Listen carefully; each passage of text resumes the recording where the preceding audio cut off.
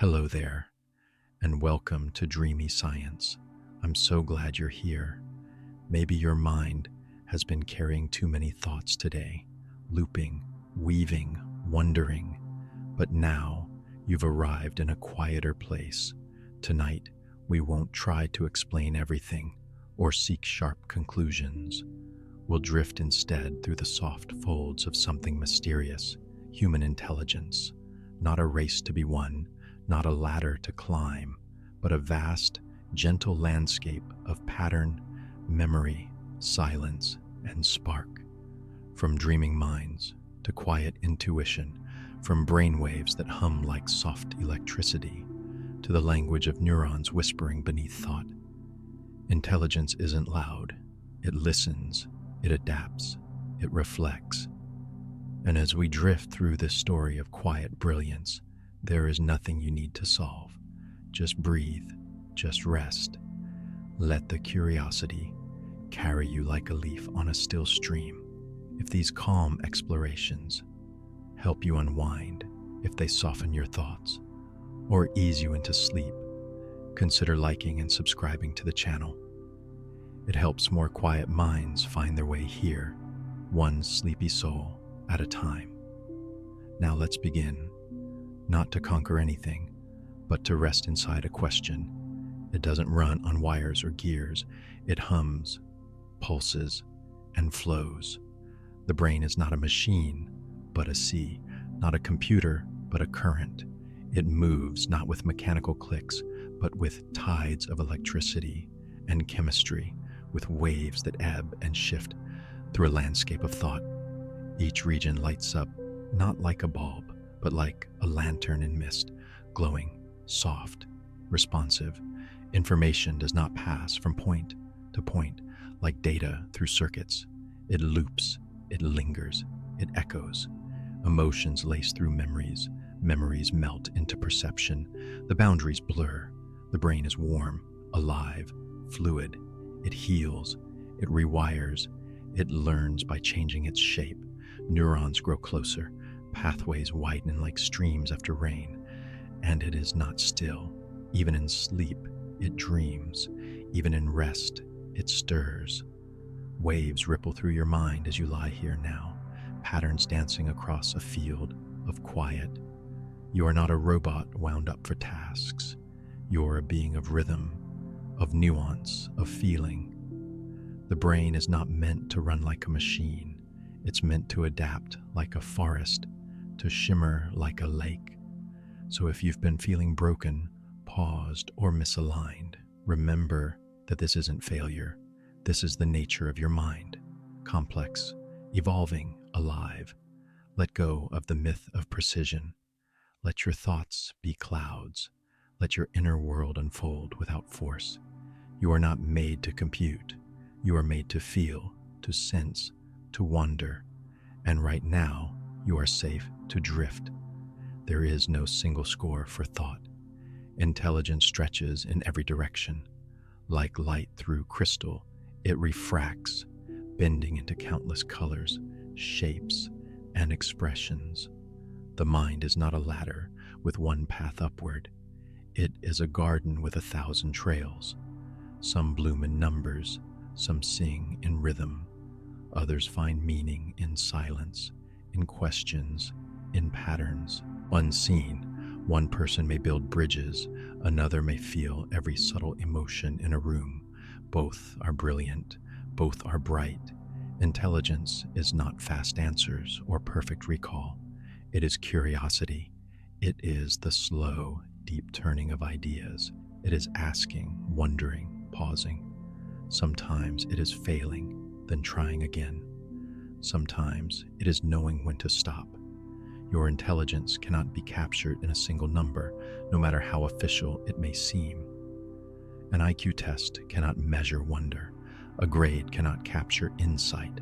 Your mind has landscapes, valleys of thought, peaks of feeling, rivers of connection. And no single map fits all. So if you've ever felt less because you didn't fit a system, know that the system was too narrow, not you. Tonight, as your thoughts quiet, Let your mind stretch gently, not upward, not outward, but in every direction at once. Intelligence isn't a race, it's a rhythm, a way of noticing, sensing, weaving meaning through the world. Let that comfort you. Let it free you. You don't need to prove your mind. You only need to feel it blooming quietly in the dark. Tiny electrical sparks leap across gaps. Thoughts are not shouts, they're whispers. Each neuron holds a tiny pulse, a flicker of possibility. But the power of thought is not in the strength of a single signal. It's in the pattern, the dance, the echo, thousands, millions of cells lighting up in quiet harmony. The brain doesn't shout to make itself known. It murmurs, it repeats, it sings in loops and pulses, it remembers in rhythm. When you think of someone you love, it's not a lightning bolt. It's a pattern, slow, familiar, soft, a cascade of tiny fires moving across the mind's dark sea. The whisper of neurons is how we know, how we feel, how we dream. Even now, as you rest, your brain is whispering to itself. Sleep begins not with silence, but with different waves, slower, deeper, like ripples across still water. The most brilliant ideas begin as tiny sparks, not with noise, but with quiet, a connection here, a shift there, and suddenly the shape of a thought. So if your mind feels gentle tonight, not racing, but floating, know that this is not emptiness. It's the language of your brain at rest, still active, still alive, just softer. You don't need to think hard to be real. You don't need to speak loud to be heard. Let your mind continue its quiet rhythm. Let it whisper, let it glow, let it carry you now, slowly, into sleep. Even in sleep, your mind shifts. Connections strengthen and soften like tides. Memories settle deeper. Emotions stretch out and find their place. The brain, like the sea, never truly rests. It moves in slow surges, pruning, weaving, whispering to itself in a language made of pulses and pause. Neurons reach for one another like roots in soil, growing toward patterns that feel familiar, safe, and true. And sometimes they pull back, letting old paths grow quiet. This is not forgetting, it is refinement, a soft letting go. Your mind reshapes itself not through force, but through rhythm, through repetition, through the hush of dreams.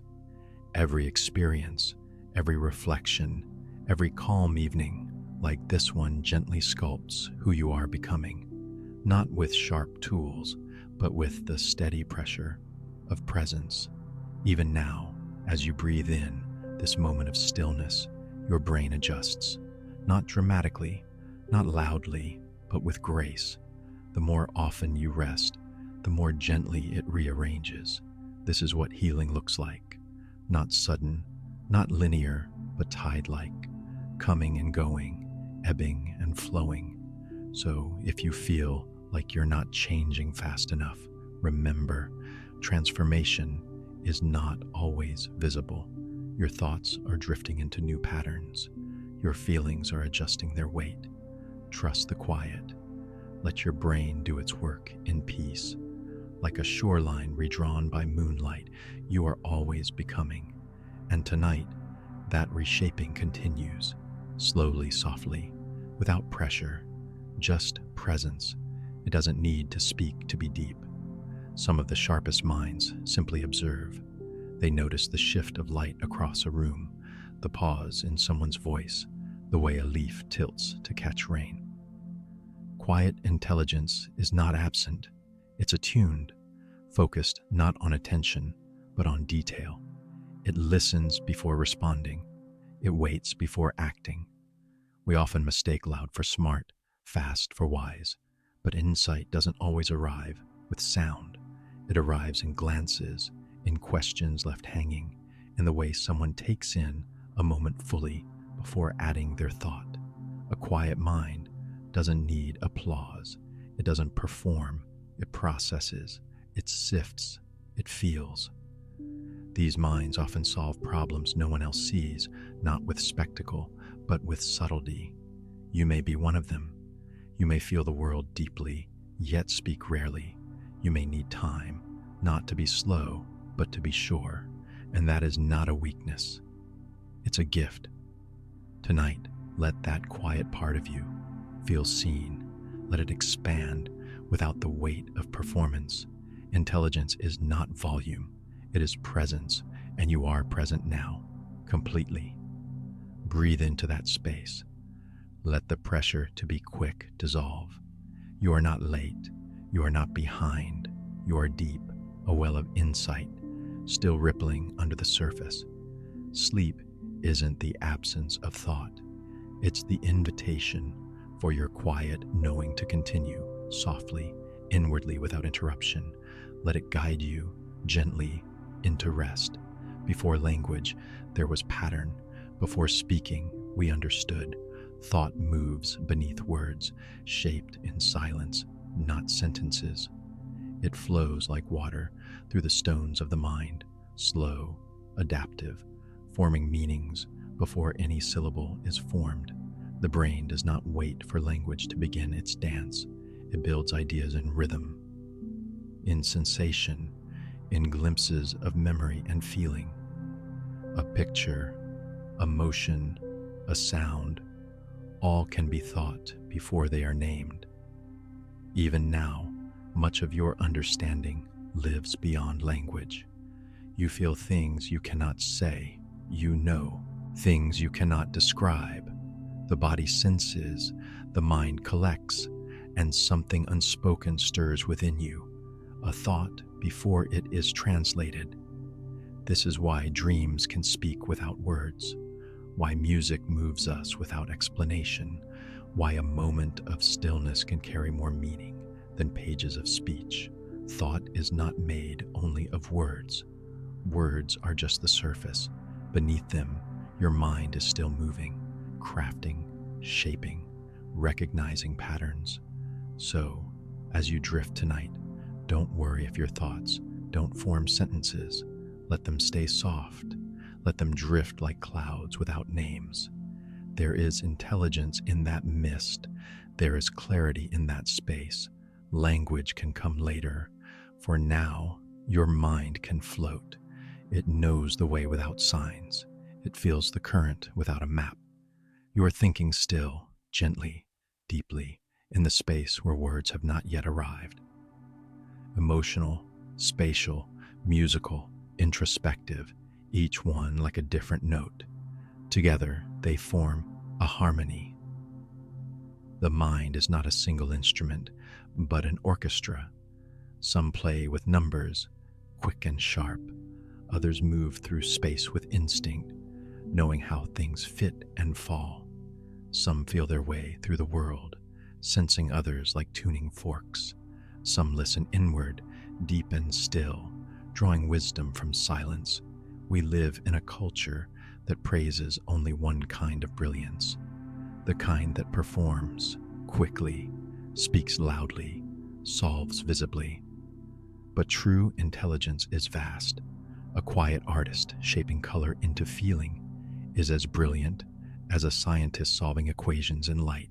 A child who senses a mood in the room, who offers kindness without words, is using a kind of genius that cannot be measured. Your mind holds more than one note. You may not even know them all yet, but they are there, waiting to be played, waiting to be seen.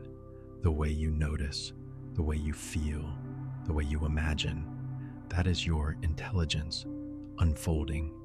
Tonight, let all parts of your mind breathe. Let the unseen gifts rise to the surface. There's no test here, no need to prove, just presence, just awareness. You are already whole, already brilliant in your own rhythm. The symphony of who you are doesn't need to match anyone else. Let that truth settle in your chest like a soft chord. And as you rest, know that your kind of smart is not less, just different, and deeply, beautifully yours. Even as you sleep, your brain is working. Not hurried, just drifting toward insight. In dreams, the mind is rearranging. It walks through memories, through possibilities, through questions, without asking them aloud. You may not notice, but the brain is gently testing patterns, trying out endings, softening what was sharp. A problem left behind in the day begins to melt under the surface of sleep.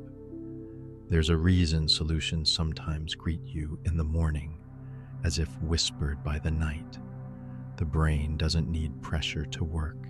It needs space. It needs peace. And in that quiet, the deeper thoughts begin to bloom. Dreams are not just stories. They are soft laboratories. They mix emotion with logic, symbol with memory, vision with sensation. They find new shapes for old ideas. And they do it in stillness, no urgency, no noise, just quiet sorting. You may not remember them. That's okay. Their work continues anyway. A shift in how you feel, a gentler understanding, a path you hadn't seen before, now slightly clearer. So tonight, as your body sinks into rest, trust that your mind is still flowing, not frantically, just curiously, patiently. Insight doesn't always come with lightning. Sometimes it comes like dew, forming slowly, settling lightly. Your dreams are not wasted. They are working. Let them untangle what you don't need to carry anymore. Let them guide what wants to grow. Sleep is not an end. It is a quiet beginning. You don't chase them. They arrive when the world is still. Thoughts like these come softly, not demanded, not forced. They wait for quiet, for a pause in the noise, for a moment when the wind in your mind slows down. Then they appear, a sentence, a memory, a realization you didn't know you needed. It might be in the shower, on a walk, as you're drifting to sleep. Suddenly, the answer is just there, not summoned, but arrived. These thoughts don't shout. They land like petals, like rain, gentle, complete, unhurried. Your brain has its own rhythms. Some questions need time to echo. Some answers need space to emerge.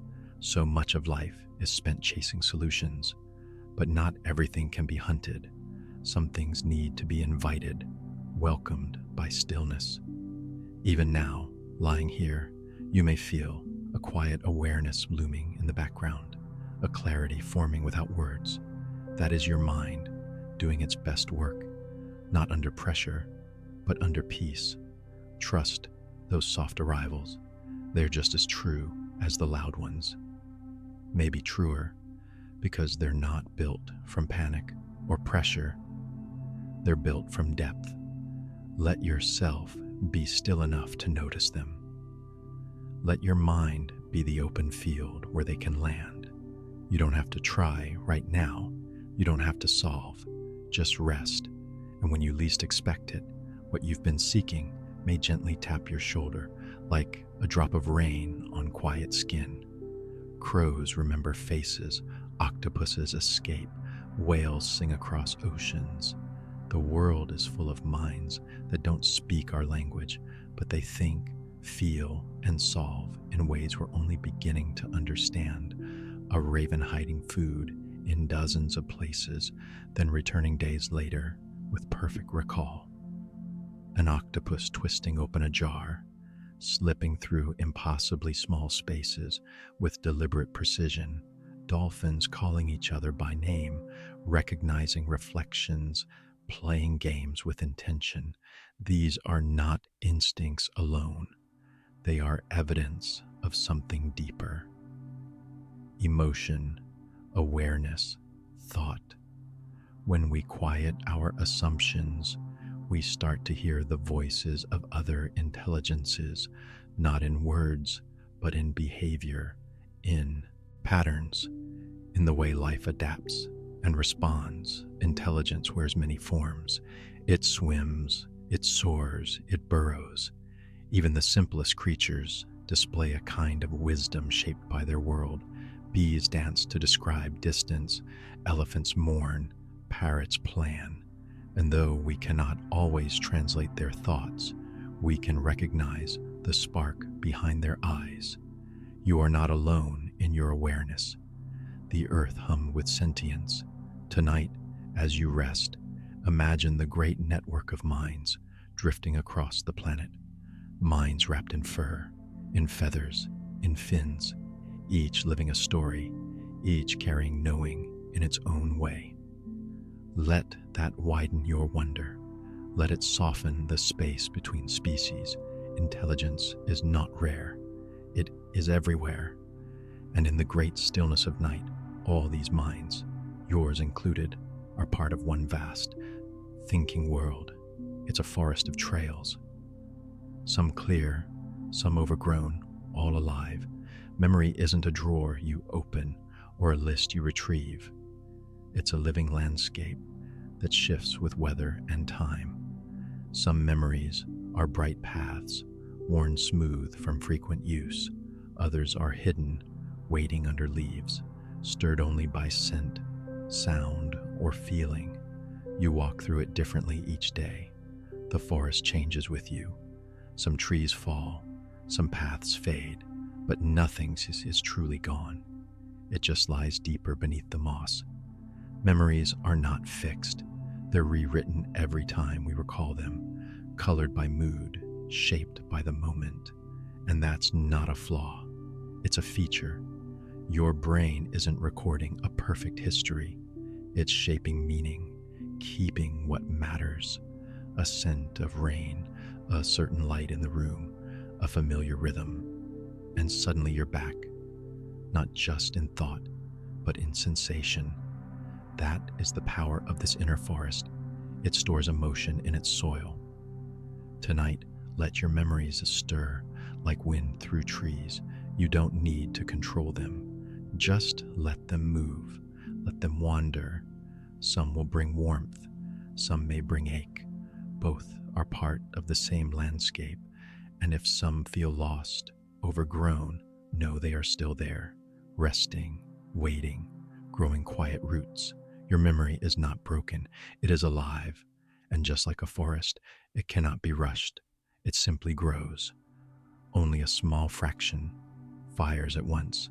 The rest waits, still and humming. The brain, for all its brilliance, spends most of its time in quiet. It's not a factory, always churning. It's a field full of potential. At any moment, only a small patch lights up, while the rest watches, breathes, listens.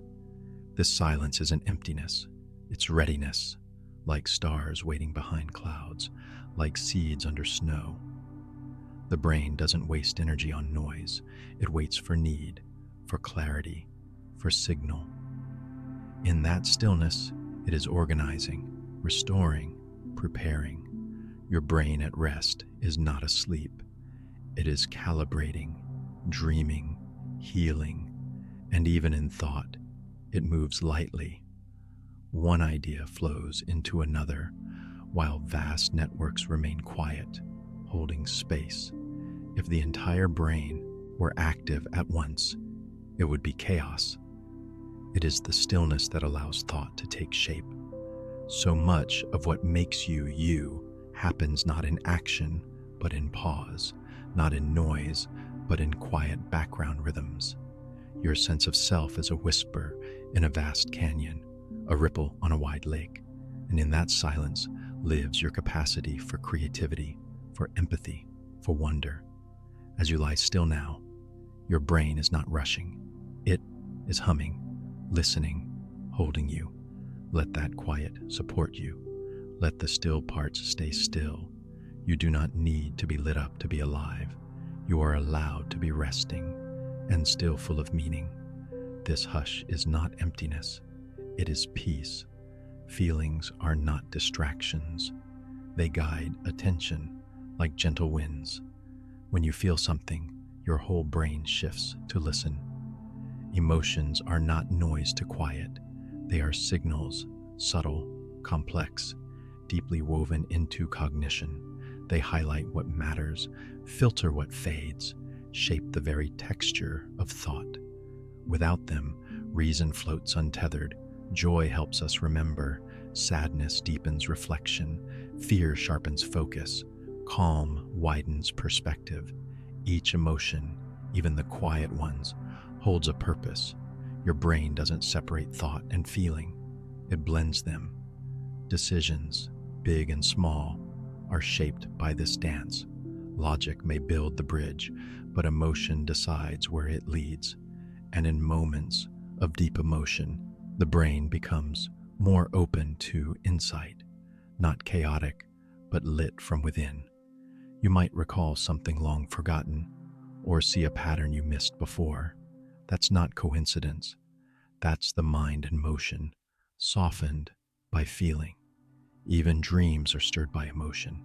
They replay, reframe, rehearse, not to confuse, but to make sense. Tonight, as you rest, let emotions flow like wind through tall grass. Don't fight them, don't name them, just feel their shape, their temperature. Let them pass gently across the fields of your mind. You are not overthinking, you are feeling with thought. That is not weakness, that is wisdom. Let emotion be your compass. Let it guide you deeper into yourself. It knows the way. Sometimes it's creative, nonlinear, soft, like poetry written in fireflies. Intelligence is not always a straight line. It does not always wear a lab coat or speak in equations. Sometimes it moves like water, bending, reflecting, shimmering in odd angles, a hunch, a dream, a metaphor that fits better than facts. These are not mistakes. They are signs that the mind is working in layers. Beneath logic lies something older: intuition, creativity, instinct. When the brain drifts, it isn't idle. It is exploring, linking memories, rearranging meaning. A sudden insight might feel random, but it is built on countless quiet observations. There is intelligence in abstraction, in art, in metaphor, in the way your mind notices patterns others miss, in how you know without knowing why. Sometimes it's not about solving, it's about sensing, and that too is intelligence. The brain is a weaver, not just a calculator. It braids emotion with thought, memory with curiosity. It builds bridges where none seem possible. And often, the most profound insights arrive not when you push, but when you let go. Tonight, imagine intelligence as fireflies across a field, glowing softly, blinking in rhythm, mapping something only the heart can read. You do not need to explain everything. You do not need to make it linear. Let your mind wander. Let it surprise you. There is brilliance in the soft places. There is knowing in the glow. Just about 3 pounds, but it carries galaxies of thought, a small weight held easily in 2 hands, and yet, inside it, everything you are, every laugh, every ache, every color you've ever seen, every voice you remember, every moment you've lived, all folded into folds, into circuits, into light. The brain is not heavy with matter, it's heavy with meaning. Its weight doesn't reflect its power. Inside, billions of neurons whisper to one another in flashes and pulses. Like constellations, they light up in patterns that form thoughts, memories, dreams. You are not carrying a machine. You are carrying a universe. Each of your senses pours into it. It sorts, integrates, responds, not with commands, but with currents. It is laced like a computer, more like a tide. And though it rests in darkness, sealed in bone, it imagines light. It feels warmth. It hears music where there is only vibration. It creates reality from signal. 3 pounds, and yet it holds time, self, imagination. As you lie here, your brain holds not just you, but every version of you, past selves, future dreams, the whole arc of your becoming. And still it rests, still it slows. Let that thought be gentle. Let it ease your breath. You don't have to do anything now. Just let your thoughts float. Let the galaxy inside you drift. Your thoughts ripple like soft light, alpha, theta, delta, dancing in patterns we barely understand. Each wave is a rhythm, a quiet pulse beneath your waking mind. Alpha waves come with calm alertness, like sunlight flickering on still water. Theta, slower and softer, drifts through drowsy moments, that borderland before sleep. Delta is the deepest, the long, low tides of dreamless rest, when the mind resets its quiet circuits. Even now, as you lie still, your brain is shimmering with these patterns, not loud, not sharp, but smooth and continuous, like wind brushing tall grass. These waves aren't noise, they are the music of the mind. And as they shift, so do you.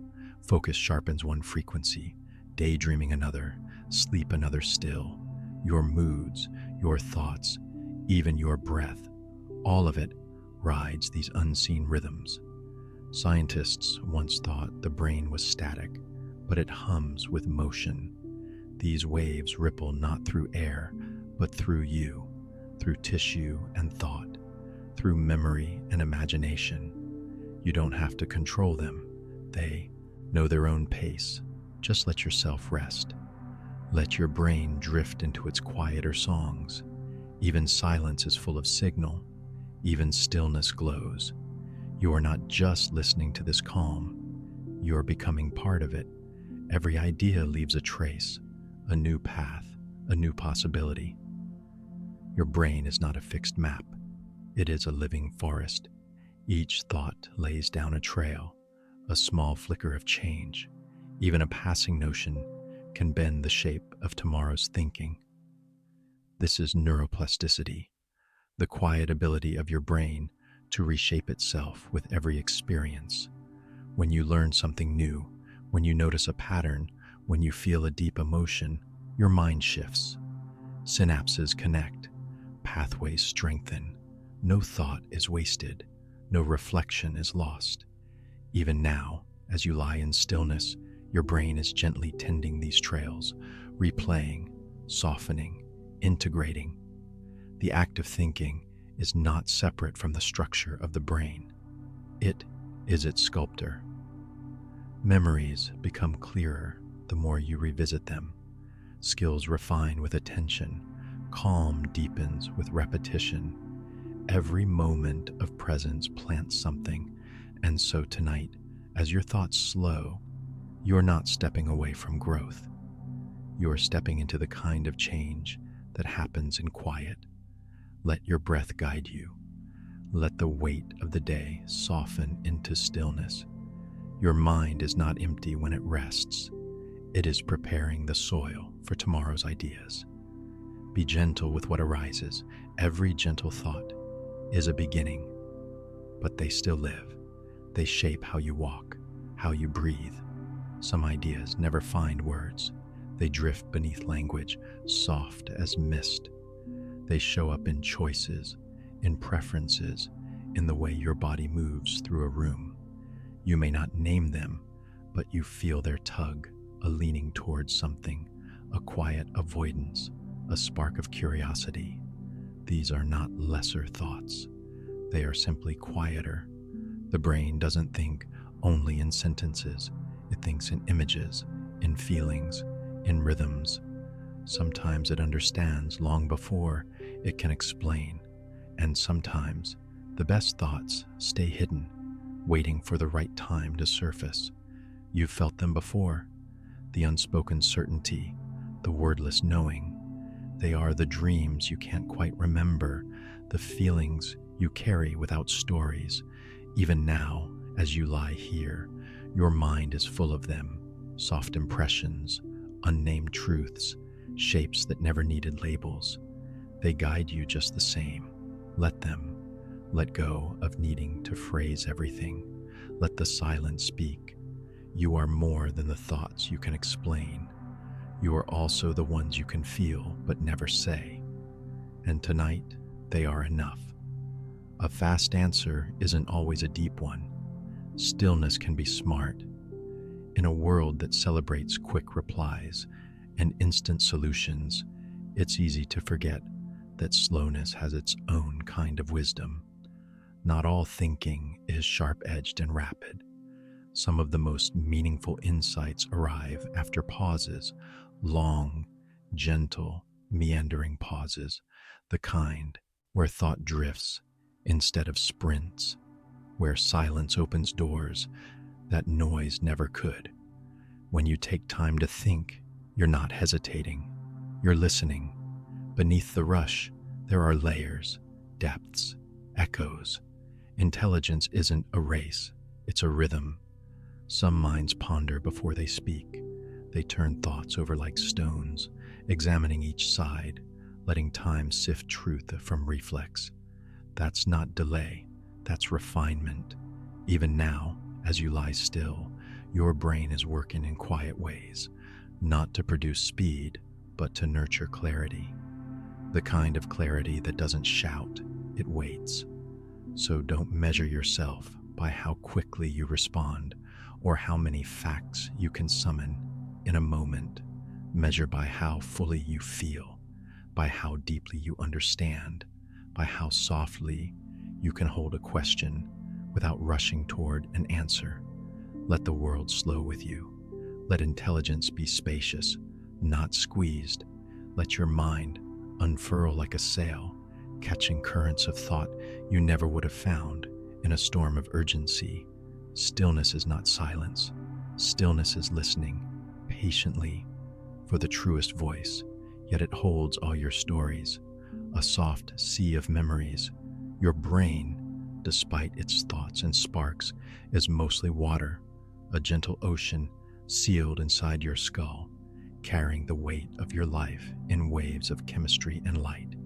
This water doesn't just sit, it flows through channels and cells, through pulses and tides. Every memory, every dream, every whispered hope travels through this shimmering tide. Imagine it now, this quiet sea within you. The waves are not crashing, they are lapping. Ideas ripple out like rings from a single drop. Water carries salt and electricity. It moves with ease, conducts feeling, cools when overheated. It is not rigid. It yields and returns. So too does your mind. It adapts. It softens around pain. It remembers joy in shimmering flashes. Your thoughts do not live in stone. They float, settle, shift, rise again. And because your brain is fluid, you are too, able to change, able to heal, able to dream. As you rest, feel the soft sea within you calm. No need to think hard now. Let the waves quiet. Let your memories drift like jellyfish, glowing, slow, ungraspable. You are not a machine of circuits. You are a tide of thought and feeling. You are water that wonders. And in this moment, that is more than enough. Forgetting isn't failure. It's your mind clearing space for the present. Not every thought needs to be stored. Not every detail deserves to be held forever. Your brain, wise in its own way, knows when to let go. Memories fade not because they're unimportant, but because space is sacred. New moments arrive, fresh and full of meaning, and to hold them, you must make room. This is not a flaw, it is a function, a gentle pruning of what no longer serves. Like autumn trees shedding leaves, your mind releases the weight of what it no longer needs to carry. Some names vanish, some facts slip away, some days blur at the edges, and yet you remain whole. Not everything needs to be remembered to matter. What stays is what roots, and even what's forgotten has shaped you quietly, without needing credit. So rest easy tonight if your mind feels foggy. It is not broken, It is breathing. It is tidying. You forget so that you can feel. You forget so that you can focus on now, the sound of your breath, the softness of this quiet. Let your mind empty without fear. There is beauty in space. There is meaning in absence. And tomorrow, new thoughts will arrive to fill the room you made tonight. The brain loves rhythm, symmetry, cycles. Even sleep is a pattern. There's a comfort in repetition, a soft echo that guides us through the day and back again. From the steady beat of a heart to the gentle inhale and exhale of breath, life is built around loops. Your brain, quietly observant, learns best, not through chaos, but through shapes it can return to, through rising and falling, circling, coming back. The seasons turn, the moon swells and shrinks, night follows day, and even in your thoughts, ideas rise in familiar waves. Memories are patterns too, threads stitched by likeness, by shared textures and scents and sounds. This is why music soothes, why lullabies calm, why routines settle the dust in your mind. Even the way you dream is rhythmic, cycling through stages, returning again and again to the doorway of story and sensation. Pattern is not just repetition, it's how the mind makes sense of the formless. It brings light to the tangle. It creates shape where there was only motion. Your brain, like the tides, is a creature of return. So when the world feels scattered, find something that repeats: the rustle of leaves, the pulse in your wrist, the gentle knock of rain. These are not small things. They are anchors, and in their rhythm, thought deepens, awareness unfurls. You are part of the larger pattern, soft, repeating, whole. Even when you rest, your brain absorbs. It reshapes the world inside. Learning is not always loud. It does not need a classroom, a lesson, a task to begin. Sometimes it's quiet, unfolding beneath dreams, threading new understanding through the stillness of sleep. Your mind is always watching, always listening, not with effort, but with presence. Every conversation you have heard, every color you glanced at without naming, every idea you let pass without grasping. It's all there, folded into the soft fabric of memory. New connections spark when you least expect them, sometimes while stirring tea, or standing in the shower, or blinking up at the night sky. What you know is not a container, it's a river. It flows, it shifts, it wears new grooves. Each experience adds to the current, changes its direction slightly. And your brain, patient and fluid, reshapes around these ripples. Even forgetting is a part of learning, a way to clear space for what matters. Now, you don't need to remember everything. You only need to let understanding take root. The soil of your mind is fertile in rest, in quiet, in softness. Let it be enough to simply notice.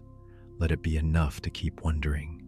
You are always learning, not just facts, but how to feel, how to forgive, how to stay curious. Even tonight, as your body lies still, your mind is growing in invisible ways. Sleep is not the end of thought. It's where thought begins again. In a deeper voice, when isolated, they still build ways to connect. Intelligence seeks contact. Language is not taught. It blossoms. Even without books, without rules, without someone to explain, the human mind yearns to weave sound into meaning, silence into message. Children, placed in stillness, begin to stir it. They reach with their hands, their eyes, their breath. They shape air into signal. This is not mimicry, it's invention. From nothing, they find rhythm. From noise, they find nuance. We are born not just to think, but to reach. Connection is not a luxury of intellect, it's a necessity of mind. Our brains, even before words, are tuned to empathy, to tone, to gesture. Long before grammar, there was gaze. Before syntax, there was shared laughter, shared tears. The impulse to bridge the gap between two people is deeper than culture, deeper than schooling. It is cellular. It is ancient. Even now, when you speak or write or simply sit in silence with someone, that same old river flows, intelligence seeking contact, understanding blooming between beings. Thought is not confined to the mind alone. It travels outward, across the space between us, shaped like sound, like stillness, like a hand reaching for another. Children remind us of this truth, that even without the scaffolding of language, the instinct to understand and be understood remains. So when you listen closely, when you speak gently, when you pause for someone else's thought, you are part of something older than speech. You are continuing the thread. You are keeping thought alive between minds, not in sentences, but in vivid, swirling color and shape. For some, thought doesn't arrive as language. It arrives as image, a flash of a room, a memory made of shadow and sun, a concept unfolding like light through stained glass. These minds don't translate. They see. Ideas bloom as paintings, as landscapes, as sudden visual metaphors that don't need words to be understood. A math problem becomes a structure. A feeling becomes a ripple of blue across an imagined sky. Entire conversations happen in glances, in scenes that never needed to be spoken. This isn't imagination, it's cognition. It's a different kind of clarity. Picture thinkers move through the world, absorbing details others miss. The tilt of a lamp, the echo of a hallway, the dance of shadow on water.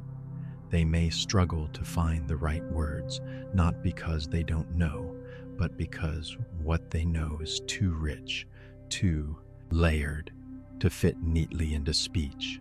Their thoughts are not confined to the alphabet. They live in hues and motion. And in that quiet gallery of the mind, understanding unfolds like art, slowly, softly, deeply. So if your thoughts come in images, if you dream while awake, if you see the world not as it is, but as it might become, know that your intelligence is vivid. It doesn't need to speak to be seen. Your thoughts are their own canvas, and the mind that holds them glows with color even in silence. Intelligence is embodied. It flows through fingers, breath, and motion. Not all minds live in stillness. For some, knowing happens in movement, a dance of limbs, a rhythm of breath, a sculpting of air and gravity. These are the minds that feel truth and muscle memory, in the curve of a gesture, in the hum of sound against skin. To them, understanding isn't a sentence, it's a sensation, a pattern of motion learned by doing, not saying. Some learn best while walking, pacing through thought, others while touching clay, instruments, tools. The mind doesn't end at the skull. It lives in the body, extended, echoed, alive in every motion. Dancers think with muscles, musicians reason with rhythm, builders solve puzzles with their hands. Even the beat of your heart, the pattern of your breath, the sway of your spine, these are not separate from thought. They are thought made visible. This intelligence may not always look like study or silence. It may look like fidgeting, like humming, like spinning in place while working something out. But it is real. It is deep. The brain and body are not two. They are a single system co-creating understanding. So if you feel most awake while moving, if you learn by doing, if you solve things not by thinking, but by feeling your way through, trust that you are not less. You are simply tuned to motion. Your thoughts live in every step, every breath, every reach. Intelligence isn't only in stillness. Sometimes it dances. There's no one place where you live. It's a network glowing softly together. Your brain is not a single glowing light behind your eyes. It is a constellation, millions of tiny sparks, each playing its part in silence. No central throne, no singular command, just patterns, loops, pulses weaving you together. There is no one neuron that holds your name, no precise corner that stores your favorite song. Everything you are, your thoughts, your memories, your wonder is spread across a delicate network, like lanterns scattered in a dark field, each flickering into life at just the right moment. Consciousness is not a spotlight, it's a rhythm, a pulse shared between regions, an orchestra with no conductor, yet perfectly timed. Even when you believe you're being still, your brain is a chorus. Vision, speaking to memory, emotion, whispering to logic, sensation, rippling outward to imagination. The sense of I is not a place, it's a process. It's a shimmering, moment-to-moment agreement between countless quiet voices inside you. So when you sit in stillness and wonder who you are, remember, you are not a dot. You are a web. You are a harmony of signals, all glowing, all listening, all holding each other in balance. And like stars forming constellations, their meaning is in the connection. There may be no central flame, but there is light, soft, steady, and beautifully dispersed. That is where you live. That is who you are, a gentle symphony of sparks, a self that arises from the quiet collaboration of many. Neuroplasticity doesn't stop. You are still becoming. Even now, as you sit or lie in stillness, your brain is gently reshaping itself, not through force, but through softness. Each experience leaves a ripple. Each thought carves a subtle groove. Unlike machines, the mind is never fixed. You are not a finished sculpture, but a shifting river, smoothing stone as it flows. The things you notice, the ideas you return to, the paths you walk again and again, they shape your brain like footsteps through tall grass, slowly bending the field toward familiarity. Childhood may be rich in change, but adulthood is not still. You grow in how you reflect, in how you pause, in how you meet the world differently each day. Even pain, even silence changes you. There are neurons rewiring as you learn to let go, new links forming when you forgive, new lights blinking on when you imagine. The architecture of your mind is alive, breathing, unfolding. Not every change is fast, not every growth is seen, but deep within, the network shifts. So when you feel stuck, remember, you are still becoming. You are not a fixed point. You are movement, and that movement is allowed to be slow, gentle, and incomplete. The brain does not close its doors with age. It stays open, like a sky that keeps learning how to hold stars. You are still learning. You are still softening. You are still a mind in motion, always unfinished, always enough. Nerves in the belly mirror the ones in the skull. Intelligence isn't just above the neck. In your gut, a quiet intelligence stirs, ancient, tender, and deeply felt. Sometimes called the second brain, this network of neurons in your digestive system pulses with signals of safety, unease, hunger, and calm. It's not a thinking brain in the way we often imagine.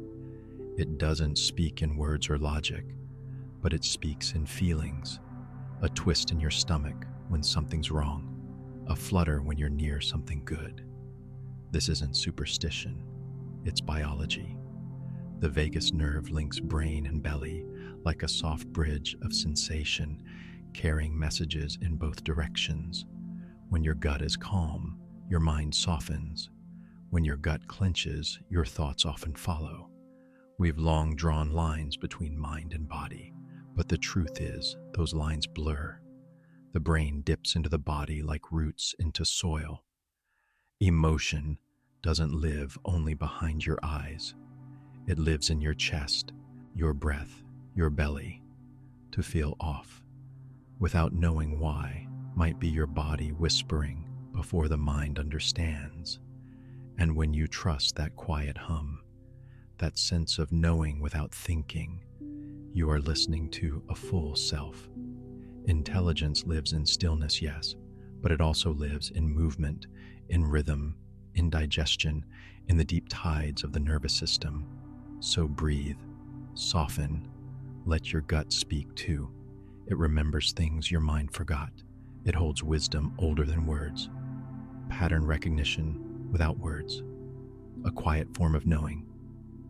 Sometimes you just know, not because you reasoned it out, but because something inside you recognized a shape, a rhythm, a pattern long before your thoughts caught up. Intuition is not magic.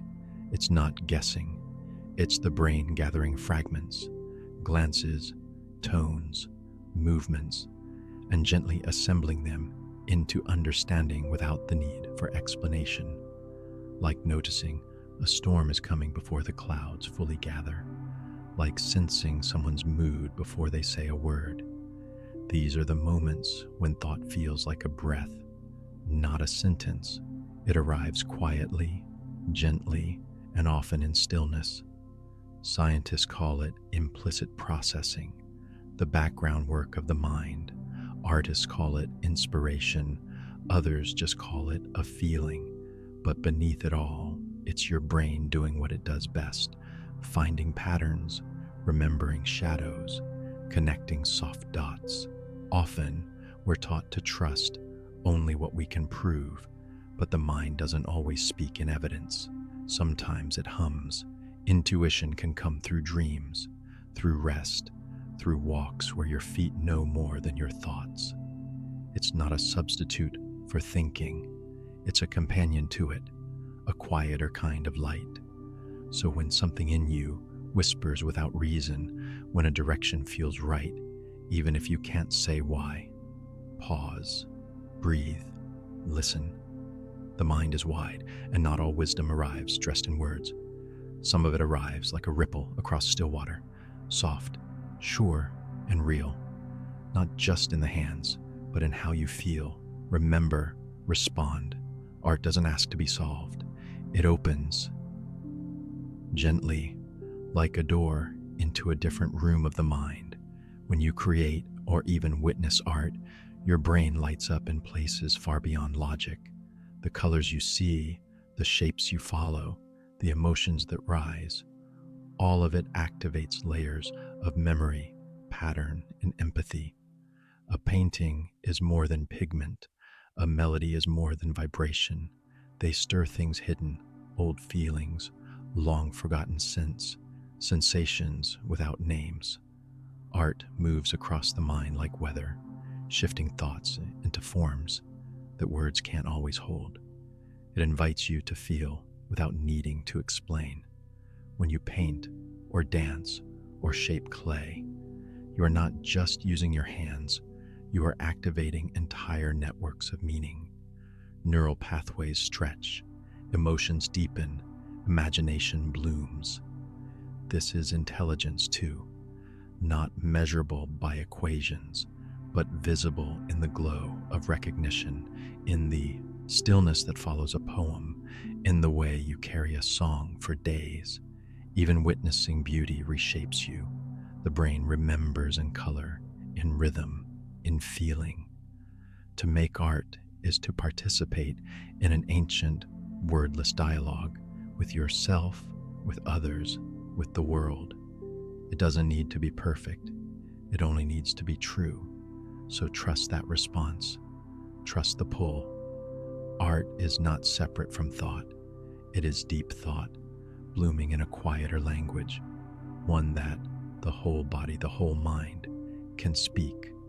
To find something funny, you must see between meanings, a fast, elegant dance, Laughter is one of the mind's most complex acts. Beneath the simplicity of a giggle lies a choreography of thought, recognizing patterns, catching contradictions, leaping across logic, then snapping back. It's a spark, sudden, sharp, often unexpected, but it requires timing, awareness, and a nimble kind of perception. To laugh at a joke, the brain must predict, mispredict, then delight in the surprise. It means holding two ideas at once, what you expect and what twists, and finding joy in their collision. Laughter is social too. It connects, it synchronizes. Groups who laugh together mirror each other's breath, posture, and rhythm. In this way, laughter isn't only clever, it's communal. It draws people closer, softens edges, creates a shared world even for a moment, and the brain loves it. When you laugh, chemicals of joy and calm flood your system. Endorphins, dopamine, warmth. Even the memory of something funny can trigger the same response. It's not trivial, it's healing. The ability to find humor, to flip a perspective, to make light without dismissing depth. This is a high form of cognition. It means you can see beyond the literal into the playful possibilities of thought. So when you laugh, know that your brain is dancing, not clumsily, but with grace, with wit, with the wisdom to know that not everything must be serious to be profound. It rewires sight and sound. It changes how we imagine. Reading is not natural. It's something the brain had to invent. Yet once learned, it transforms everything. With each word, your eyes scan symbols that mean nothing by themselves, but your mind lights up to create voices, landscapes, emotion. Letters become language. Language becomes vision. In the act of reading, the brain must weave together multiple regions: sight, sound, memory, meaning. A sentence isn't just read, it's heard silently, imagined deeply, processed across time. Even more, the practice of reading builds new connections. Neurons rewire, speed improves, comprehension grows. The mind becomes more flexible, more layered, and unlike spoken words, written ones linger. You can return, reflect, slow down. A paragraph can hold centuries. A page can reshape a belief. Over time, readers develop a different kind of empathy. They've lived other lives, felt other thoughts, wandered through pages into worlds not their own. And once changed by reading, the brain does not go back. It carries the rhythms of text into how it thinks, how it listens, how it dreams. You begin to narrate your own life with deeper awareness. So whether you read aloud or silently, for study or for sleep, know this: you are practicing a form of magic, a soft, quiet magic that changes the very shape of your mind. Words are not just stories, they are scaffolding, and with every page turned, the architecture of your thought expands. To see what isn't there, that is a form of intelligence too. Imagination is not a child's pastime or a distraction from reality. It is a core function of the mind, the ability to form, shape, and explore what doesn't yet exist, to envision futures, to picture new solutions, to hear a melody before it's written. This is intelligence stretching beyond the visible. The brain, in its quiet spaces, builds models of possibility. It fills in gaps, rearranges memories, paints ideas in shifting color. Whether you are dreaming of distant galaxies or imagining how a friend feels, you are practicing a deep, elastic cognition. Imagination is how empathy arises. It's how invention is born. It allows you to play through scenarios without risk, to feel things not yet experienced, to extend yourself past the moment. Even when at rest, the mind wanders. And this wandering, this dreaming, is not waste. It is the soil where insight grows. And like all forms of thought, it can be refined, encouraged, stretched. Artists, scientists, philosophers, they all rely on this inner space. They listen to what isn't yet formed. They see the outline before the figure. So don't dismiss your drifting thoughts. They are not a weakness or a detour. They are maps. They are signals from the brain's deeper layers, guiding you softly toward meaning. In a world so focused on fact and form, imagination remains a quiet rebellion, a soft, shimmering proof that intelligence is not just about what is, but what could be. Silence is not a weakness. It's a space for depth. Some minds need quiet to bloom. In the hush of solitude, thoughts have room to stretch, slowly, gently, without interruption. Not everyone learns best in groups or noise or constant feedback. Some people listen inward, letting knowledge settle like snow. In stillness, understanding deepens. There is no need to perform, to compete, to rush. The brain, free from distraction, can organize, reflect, absorb. It can replay ideas, try out new ones, reshape what it's been shown. This is not absence. It's presence of another kind, a presence that listens carefully, that notices details others might miss. It's the kind of learning that builds quietly, like roots beneath the surface. Those who learn alone often build deeper frameworks. They may speak less, but they carry layers of comprehension, quiet connections, slow revelations. And when they do share, it's often precise, thoughtful, distilled. Alone does not mean isolated. It means attuned. Some minds simply resonate more clearly in soft surroundings. They are not avoiding the world. They are preparing to meet it with focus and care. So if you find yourself seeking quiet, needing space, know this. It's not because you're lacking. It's because your intelligence flows best in calm water. Lead it. Learning does not always look loud. Sometimes it is the silence that teaches best. Switching tongues reshapes perspective. Language isn't just words, it's worldview. Every language holds its own rhythm, its own structure of thought. To speak more than one is to carry multiple maps of reality. Multilingual minds don't just translate, they shift, they adapt, they understand that there is more than one way to name the world. This flexibility doesn't stop at speech. It flows into how these minds solve problems, relate to others, and process emotion. Moving between languages strengthens the brain's ability to switch tasks, to hold contradictions, to see both detail and pattern. It's a cognitive stretch, a mental dance.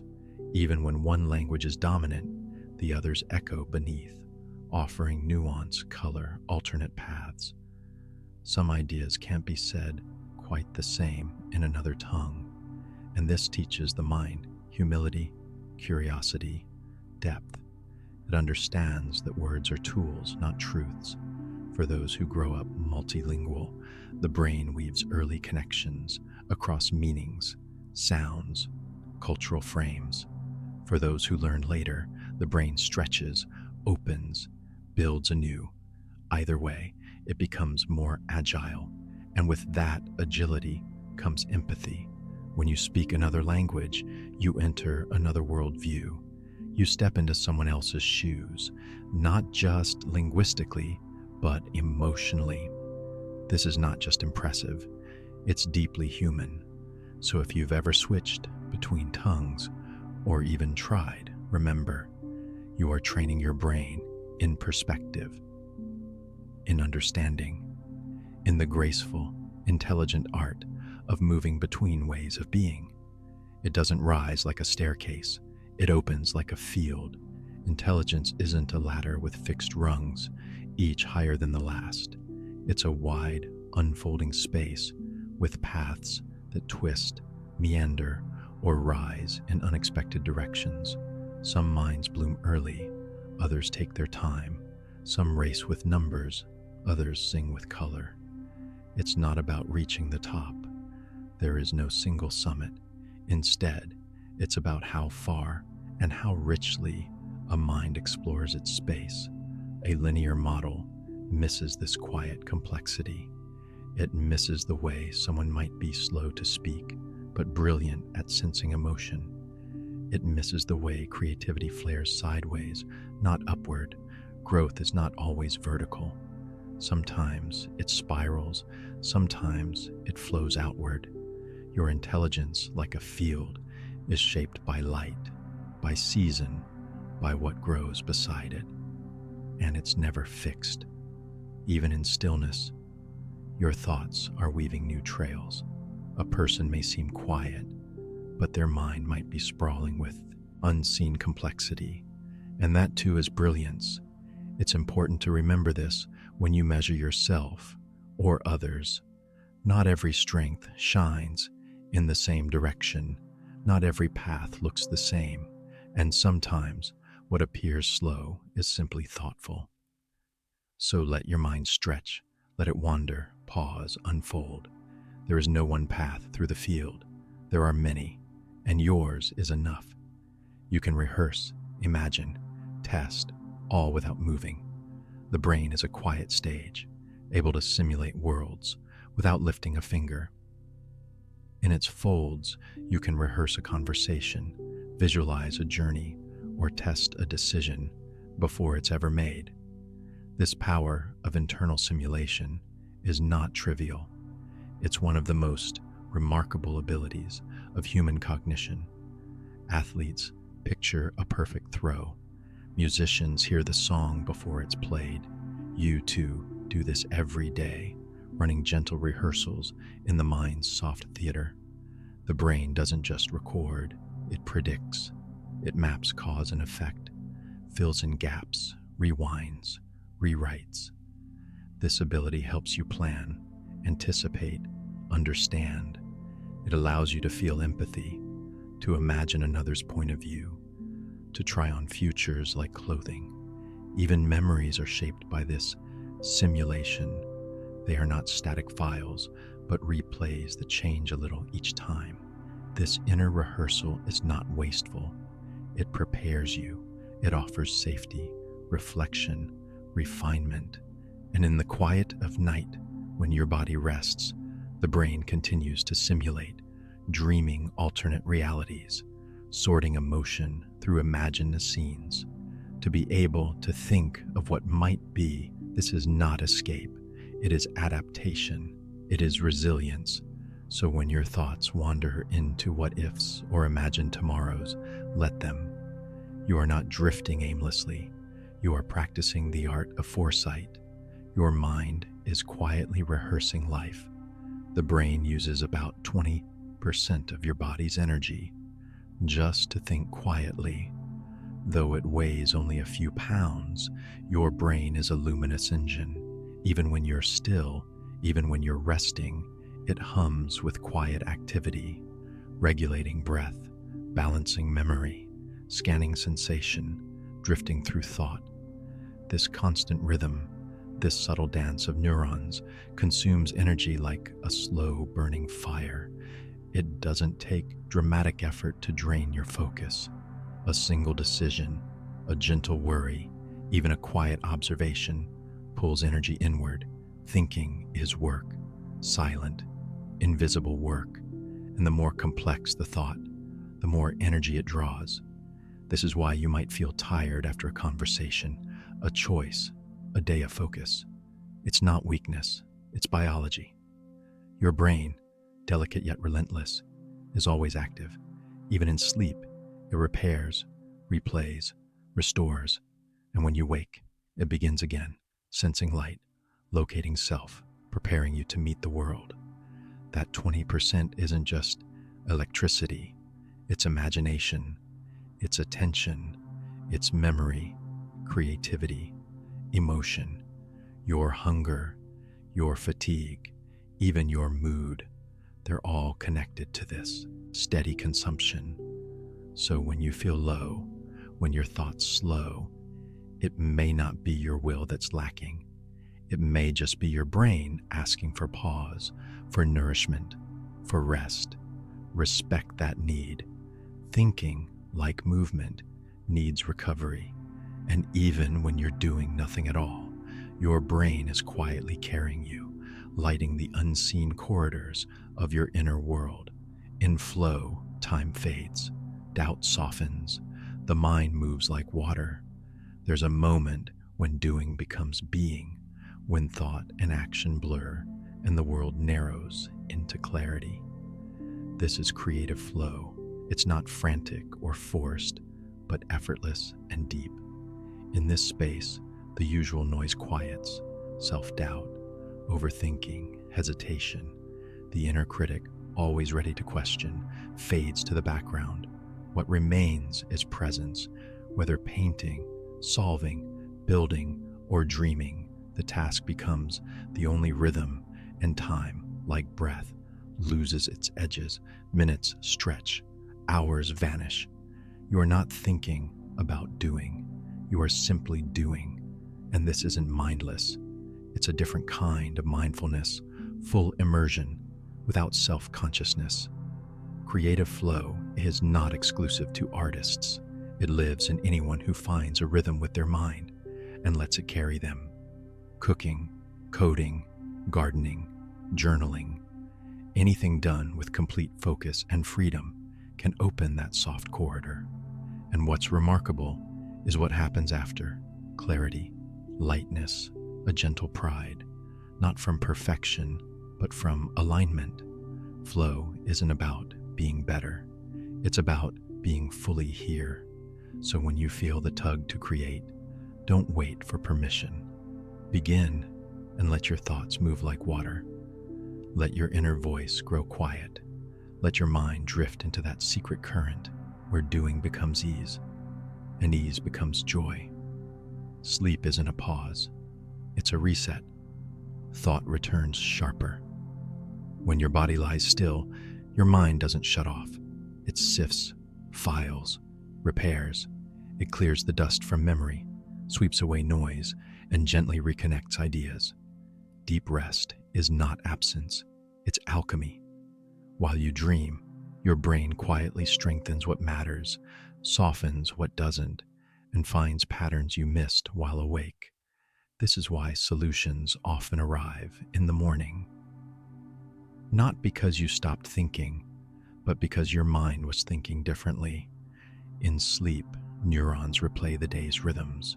Emotions are sorted, stored, soothed. The brain's glymphatic system flushes out waste, like a night tide washing the shoreline. Creative connections bloom in REM. Restoration deepens in slow-wave sleep. Intelligence, the ability to learn, remember, decide, doesn't thrive on endless effort. It sharpens in silence. Rest is not the opposite of productivity. It's the hidden half of it.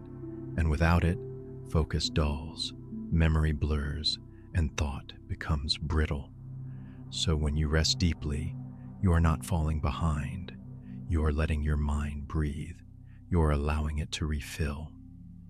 In the quiet of night, while the world dims, your intelligence is gently resetting itself, not with noise or effort, but with softness and dark. Let that be enough. Sleep is part of thinking. Stillness is part of clarity, not after logic, but before. They feel before they think. Some minds begin, not with analysis, but with emotion, a wave of feeling that arrives before language or judgment. This is not a flaw, it's a different sequence. For some, the heart answers first, then the mind follows.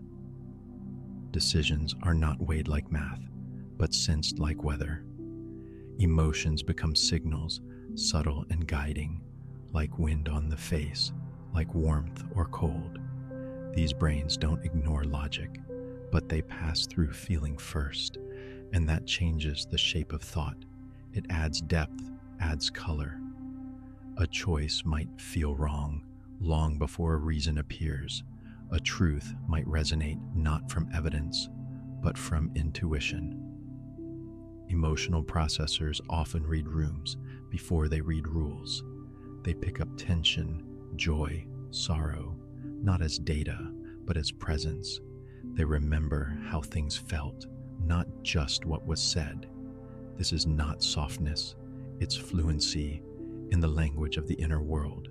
And sometimes it's the beginning of wisdom, because emotion is not chaos, it's context. It tells you what matters. It helps you prioritize, empathize, decide. To feel first is to connect quickly, to be attuned to others and to oneself. So if your mind begins with feeling, honor that sequence. Let it guide, not overwhelm. Emotion is not the opposite of intelligence. It is one of its earliest forms. Movement synchronizes the hemispheres. New ideas often arrive on foot. There's something ancient about walking, a rhythm older than language, deeper than reason. When your feet move, your mind moves too. It's not just the fresh air or the break from noise. It's the synchrony, left foot, left brain, right brain. The body falls into balance, and thought begins to stretch and sway. This is why long walks have birthed poems, solved equations, soothed sorrows. The trail becomes a quiet thread the mind can follow. No pressure, no destination, just motion and the soft unraveling of thought. You don't force insights while walking. You allow them. Ideas that once felt tangled begin to loosen. Emotions that were stuck start to move. Even grief becomes gentler in the rhythm of steps. The scenery helps too. Trees, wind, sky shy. They don't demand, they accompany. And in their presence, the mind feels safe to explore without judgment. Solitary walks offer conversation with the self. Shared walks invite quiet communion. Either way, the movement makes space. So, if you ever feel foggy, restless, or blocked, try stepping outside, walk without purpose, and let your thoughts walk too. Somewhere in the cadence, clarity may join you, not loudly, not suddenly, but softly, on foot. The hand pulls out what the mind half knows. Ink reveals. Thoughts swirl silently until you give them shape. Writing turns the invisible visible, not just for others, but for yourself. The moment pen meets page, vague impressions become language. A fog lifts, ideas sharpen. Writing is not just a way to express what you know. It's a way to discover what you didn't realize you knew. Each sentence is a step, each paragraph a path through the forest of your own mind. You learn what you believe by seeing it written. You recognize fears, hopes, contradictions, and in that act of capturing them, something settles. Writing slows thinking down just enough to see its texture, to feel its rhythm. It invites reflection, not just motion. That's why journaling can soothe, why lists bring calm, why letters carry weight. The body joins in too. The movement of the hand becomes part of the process. Physical, deliberate, grounding. Even typing, though faster, echoes this, a quiet choreography of mind and muscle. Writing isn't only for clarity. It's for healing, organizing, releasing. It doesn't need to be perfect. It doesn't need to be shared. It only needs to be true. So if your thoughts feel tangled, let your hand lead. Let ink reveal, not just neurons, but posture, breath, heartbeat, and sensation. You don't think only in your skull. Thought ripples through the whole body. Your spine, your lungs, your gut all whisper signals upward. The tilt of your head, the rhythm of your breath, the steadiness of your pulse. These shape not just how you feel, but how you think. Sit tall, and your mind may feel clearer. Curl in, and it may turn inward. Your body is not a shell for thought. It is part of the process. When your heart races, your thoughts quicken too. When your breath slows, decisions soften. Even your hands, warm or cold, can shift mood and focus. This is not metaphor, it's embodied cognition. The brain listens closely to the body, like a tide responds to the moon, and the reverse is true as well. Your thoughts shape your body in posture, tension, stillness. The loop is continuous. When you feel stuck in your mind, try moving, stretch, walk, breathe deeply. The body is not a distraction from thinking. It is a co-creator, a partner in perception, memory, creativity. You are not a brain riding in a vessel. You are a whole being, feeling, sensing, thinking, all at once. Intelligence lives in the whole of you. Let your body speak too. Where you look shapes what you think. Gaze is cognition. The eyes don't just see, they steer thought. Your gaze isn't passive. It selects, it filters, it guides attention like a compass for the mind. When you rest your eyes on a flame, your thoughts may soften. When you focus on a pattern, the brain begins to organize. Even the act of shifting your gaze can trigger a shift in perception. Look up, and the mind might open. Look down, and you may reflect inward. Where the eyes go, awareness follows. This is why painters gaze so long before they paint, why readers lose themselves between lines, why eye contact can feel like a conversation all on its own. The brain maps vision closely, dedicating vast space to interpreting shape, movement, light, but it also listens to where you choose to look. That choice sends a signal. This matters. This is where I am. And in that chosen space, thought begins to unfold. So let your gaze be gentle. Let it wander. Let it land softly on things that ease you. A flicker of candlelight, a line of text, a leaf's curve. Gaze can calm, can focus, can invite quiet wonder. You see not just with your eyes, but with your attention. Let your focus be kind. Rhythm, emotion, memory, movement, all at once, all alive. Music is not just sound, it's structure, feeling, and memory, braided into vibration. When you listen, your brain doesn't sit still. It lights up across regions. Melody stirs the auditory cortex. Rhythm engages motor planning. Emotion surges in the limbic system. Lyrics tug at language centers. It's not one part of you that hears music, it's the whole. That's why a song can make you move before you understand why a certain chord can bring tears, why you can remember lyrics from years ago, even if you've forgotten yesterday's tasks. Music taps into deep layered intelligence. It holds both logic and emotion, pattern and improvisation, repetition and surprise, and it speaks a language older than words. For some, music is the clearest way to think. For others, it's how they feel. For all, it's a kind of integration, bringing parts of the brain into harmony. And when you play music, it deepens further. Hands, breath, memory, timing, all must work together. It's not performance, it's participation, a full-body act of intelligence. Even silence within music matters. The space between notes is part of the message. So whether you're listening or playing, music wakes something ancient. It's not background, it's connection. In stillness, the brain reorganizes. Ideas surface from the depths. Silence is not empty, it's fertile. It allows what's hidden to rise, what's tangled to loosen. In noise, the brain reacts. In silence, it reflects. The absence of input becomes a space for integration. When nothing presses in, something new can form.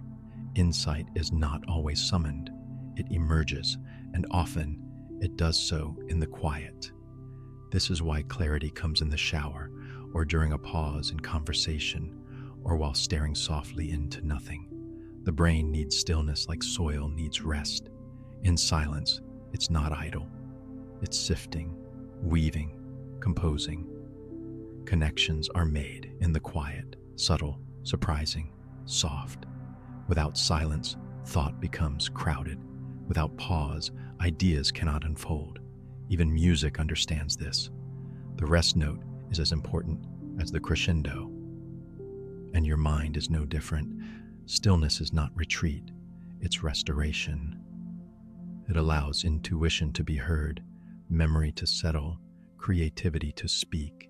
It makes space for the deeper rhythms to surface, the ones not found in rush or noise. So don't fear the quiet, lean into it. Let it hold you like dusk holds light.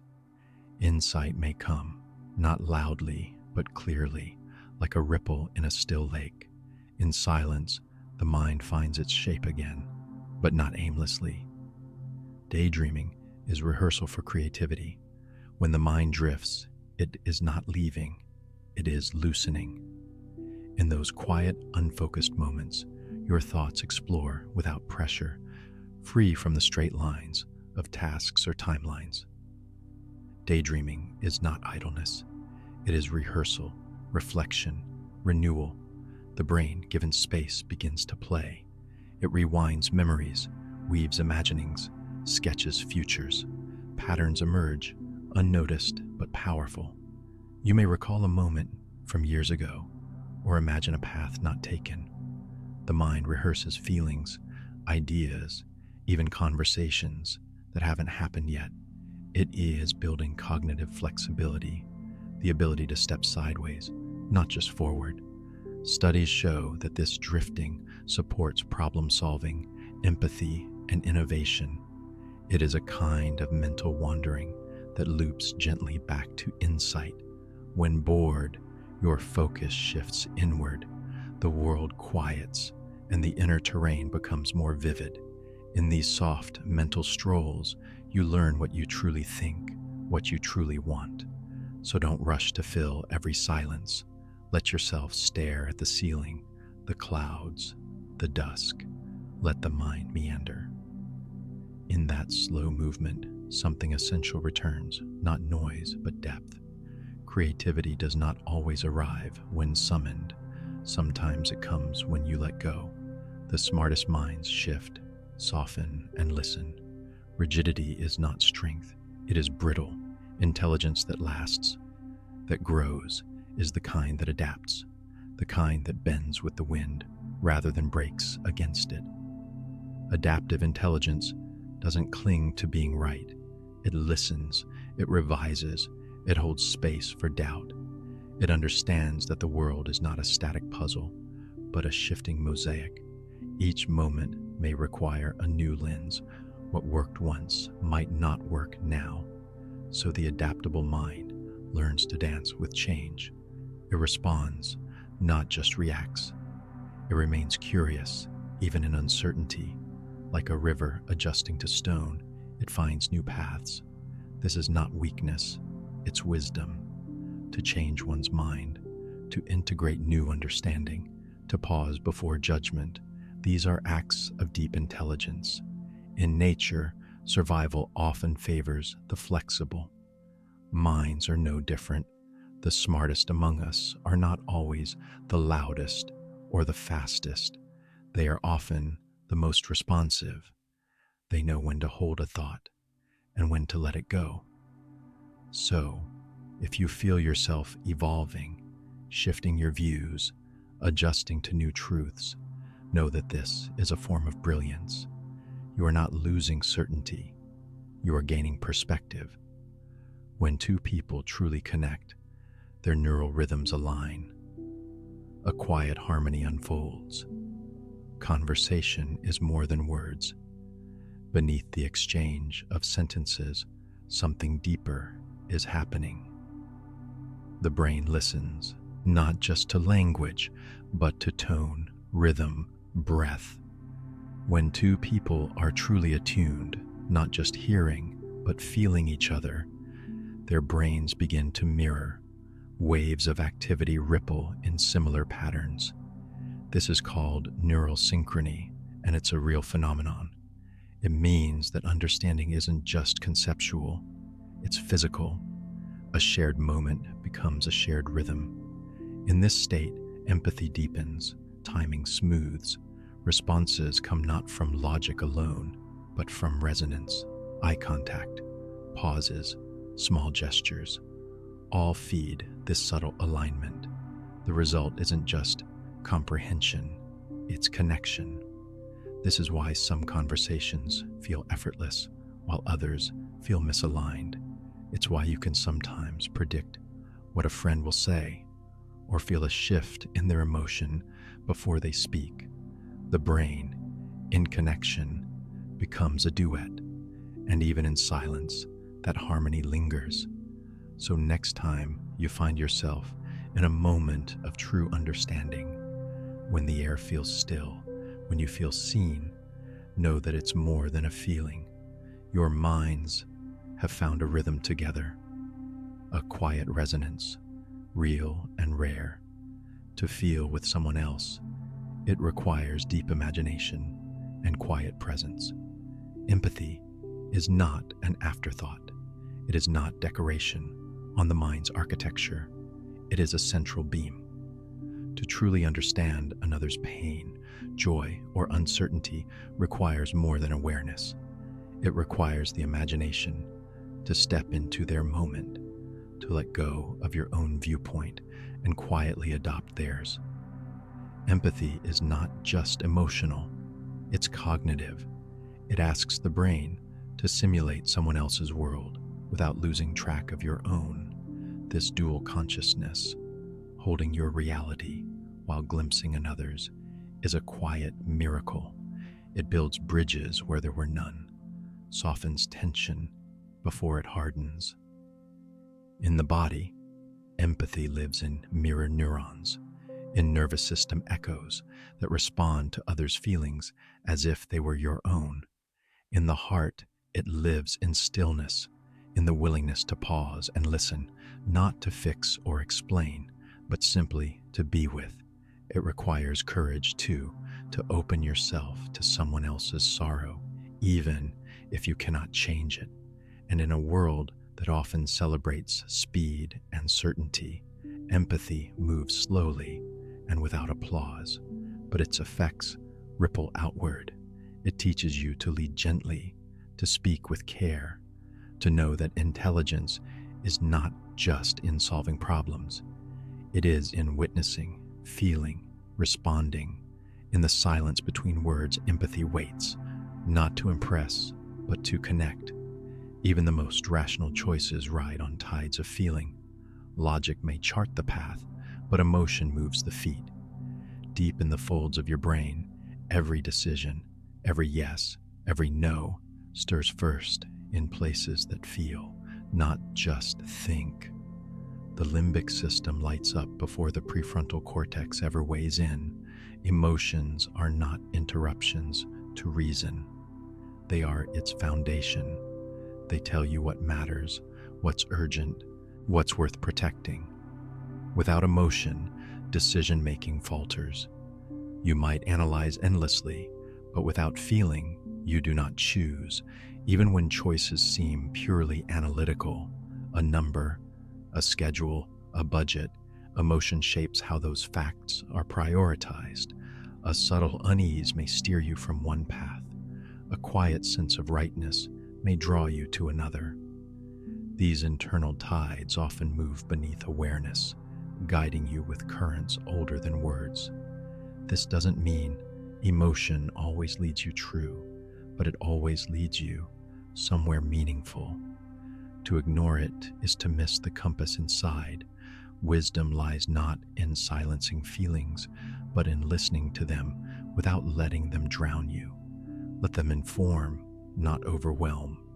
Let them color your understanding, not blur it. Your emotions are part of your intelligence, not a flaw, but a flame.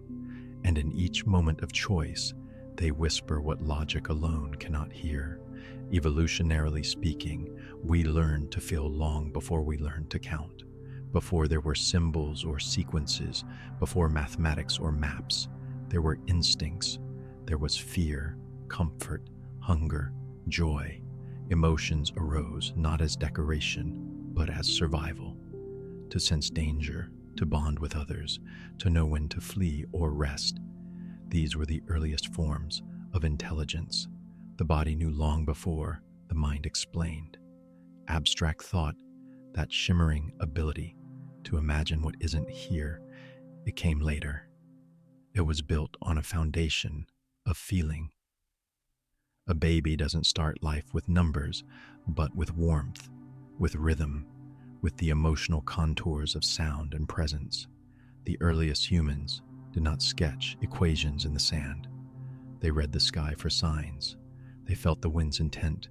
They sang their stories. Abstraction is powerful, yes. It lets us solve, compare, invent. But it's a newer melody played over ancient chords. Even today, in the most rational moments, designing algorithms, writing laws, the undercurrent of emotion remains. It colors meaning, it grants urgency, it whispers value. To feel is not primitive, it is essential. It is the soil from which reason grows.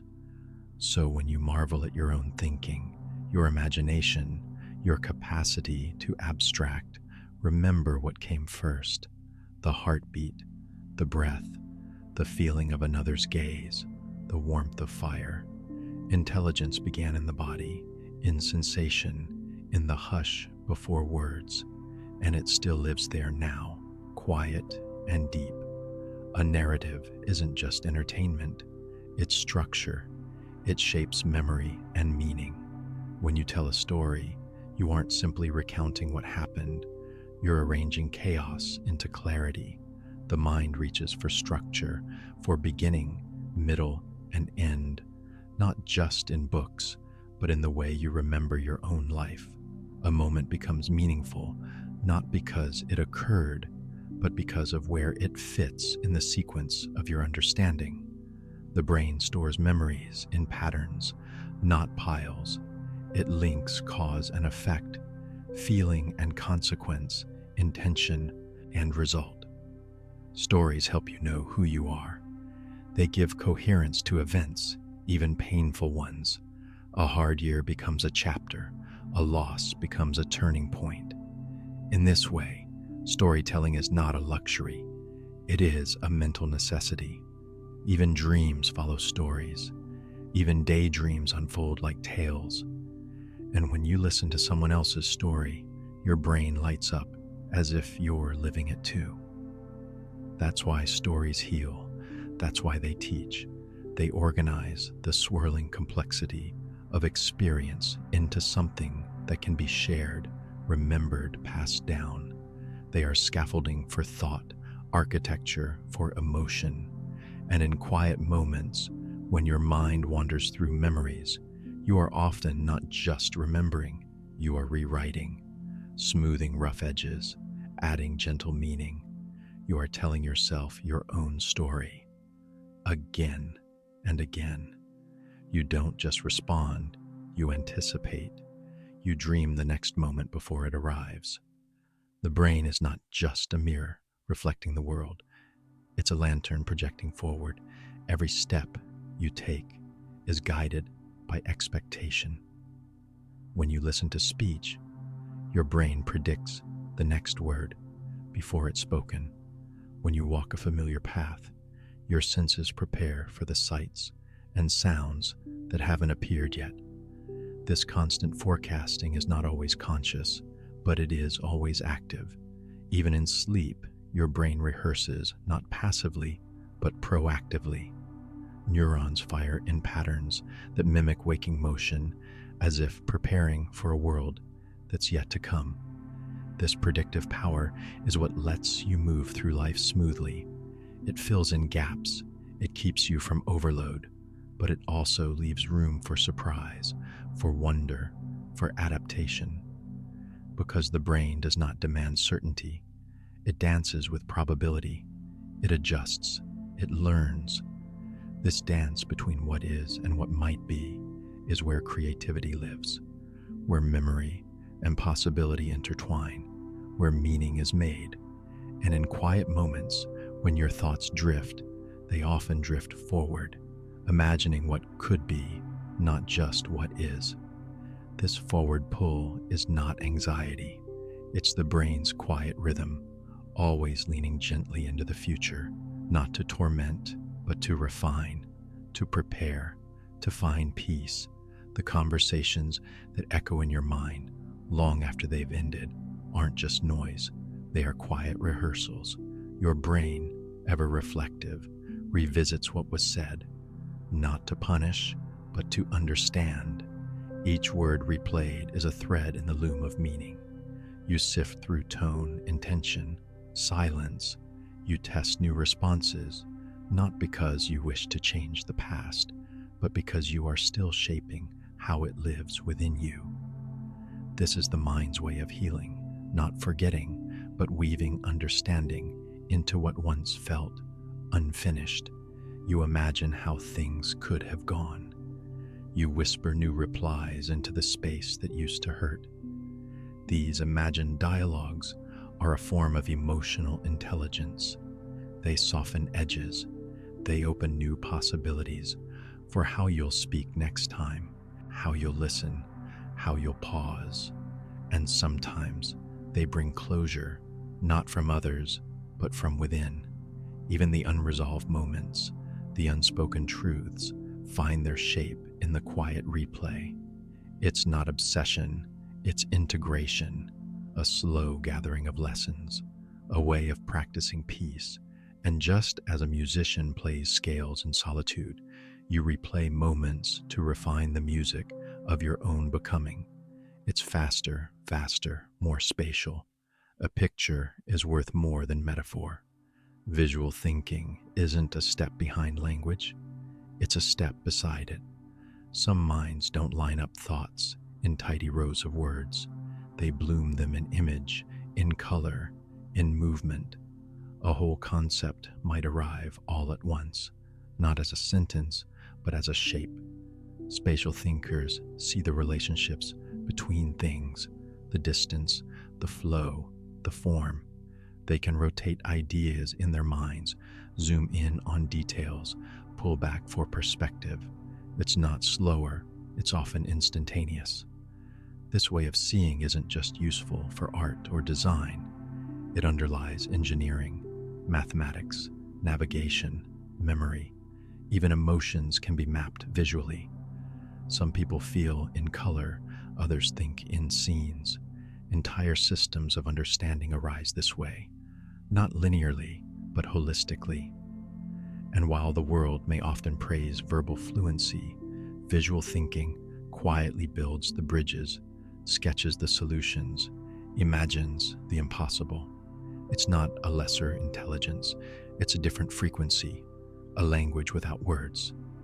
And in the hush of night, when your mind drifts, it may not replay conversations, but rather summon shapes, memories, images that float and shimmer just beyond language. That too is thought. It connects what's far apart. It bridges thought with feeling.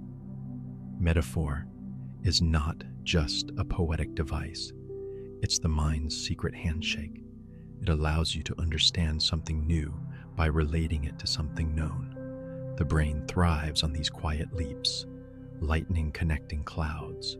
A mind that grasps one thing can suddenly grasp another, not by force, but by resonance. Love becomes a journey, time becomes a river, the body becomes a map. These are not decorations, they're structures of thought. Metaphors allow emotion and logic to hold hands. They soften the hard edges of data. They carry complexity in simplicity. Even science relies on them. We speak of waves, fields, forces, as if nature were a story. And it is. Every neuron that fires in metaphor is weaving narrative and sensation into a single, shimmering thread. Children speak in metaphor before they learn abstraction. Dreams unfold in metaphor before they form memory. It's a timeless language, felt more than translated. And when you sit with an idea and say, it feels like, you are not simplifying, you are revealing its shape. The brain doesn't just tolerate metaphor, it loves it. It leans toward it, like light bending toward gravity, like thought drawn to meaning, to twist logic just enough to surprise and still make sense. Humor is no accident. It's a flash of intelligence catching itself off guard. To laugh is to recognize a pattern and then feel it shift gently into something unexpected. The brain delights in this dance. It anticipates one ending, then is offered another. And in that sliver of difference, something bright and soft emerges, amusement. But humor isn't just play. It requires nuance, timing, empathy. You must understand the shared frame, the norms, the logic, and then move just beyond them without breaking the thread. It's balance, it's elegance, and it's deeply human. Laughter bonds us, synchronizes us, reassures us that we are not alone. Even in silence, a smile can speak volumes. And within humor, there is often deep truth, truths that might sting if said plainly, but which soften when wrapped in lightness. That's why the wisest minds often laugh easily. They see the patterns, the paradoxes, the beautiful absurdity of being alive, and rather than fear it, they smile. Humor is not the opposite of seriousness. It is the grace inside it, the gentle wink from the universe that says, you understand, you're awake, you're still dancing. Some minds bloom without words, without noise. In silence, thought deepens. Stillness isn't empty. It's a canvas, a field of potential. In quiet moments, when the world recedes, when no one is asking, when no answers are demanded, the mind has space to unfold in its own direction. Some minds don't rush toward noise or certainty. They settle, they sense, they bloom in the hush. This kind of intelligence isn't marked by speed or display. It's slow-rooted, like a tree growing inward first, reaching for depth before height. In stillness, connections form beneath the surface. Emotions are sorted gently. Ideas surface without push. And in this pause, insight often emerges, not loudly, but like a breath remembered. Our culture often praises the loudest, the quickest, the most seen. But there is a brilliance that lives in retreat, in gardens of solitude, in the long, quiet turning of thought.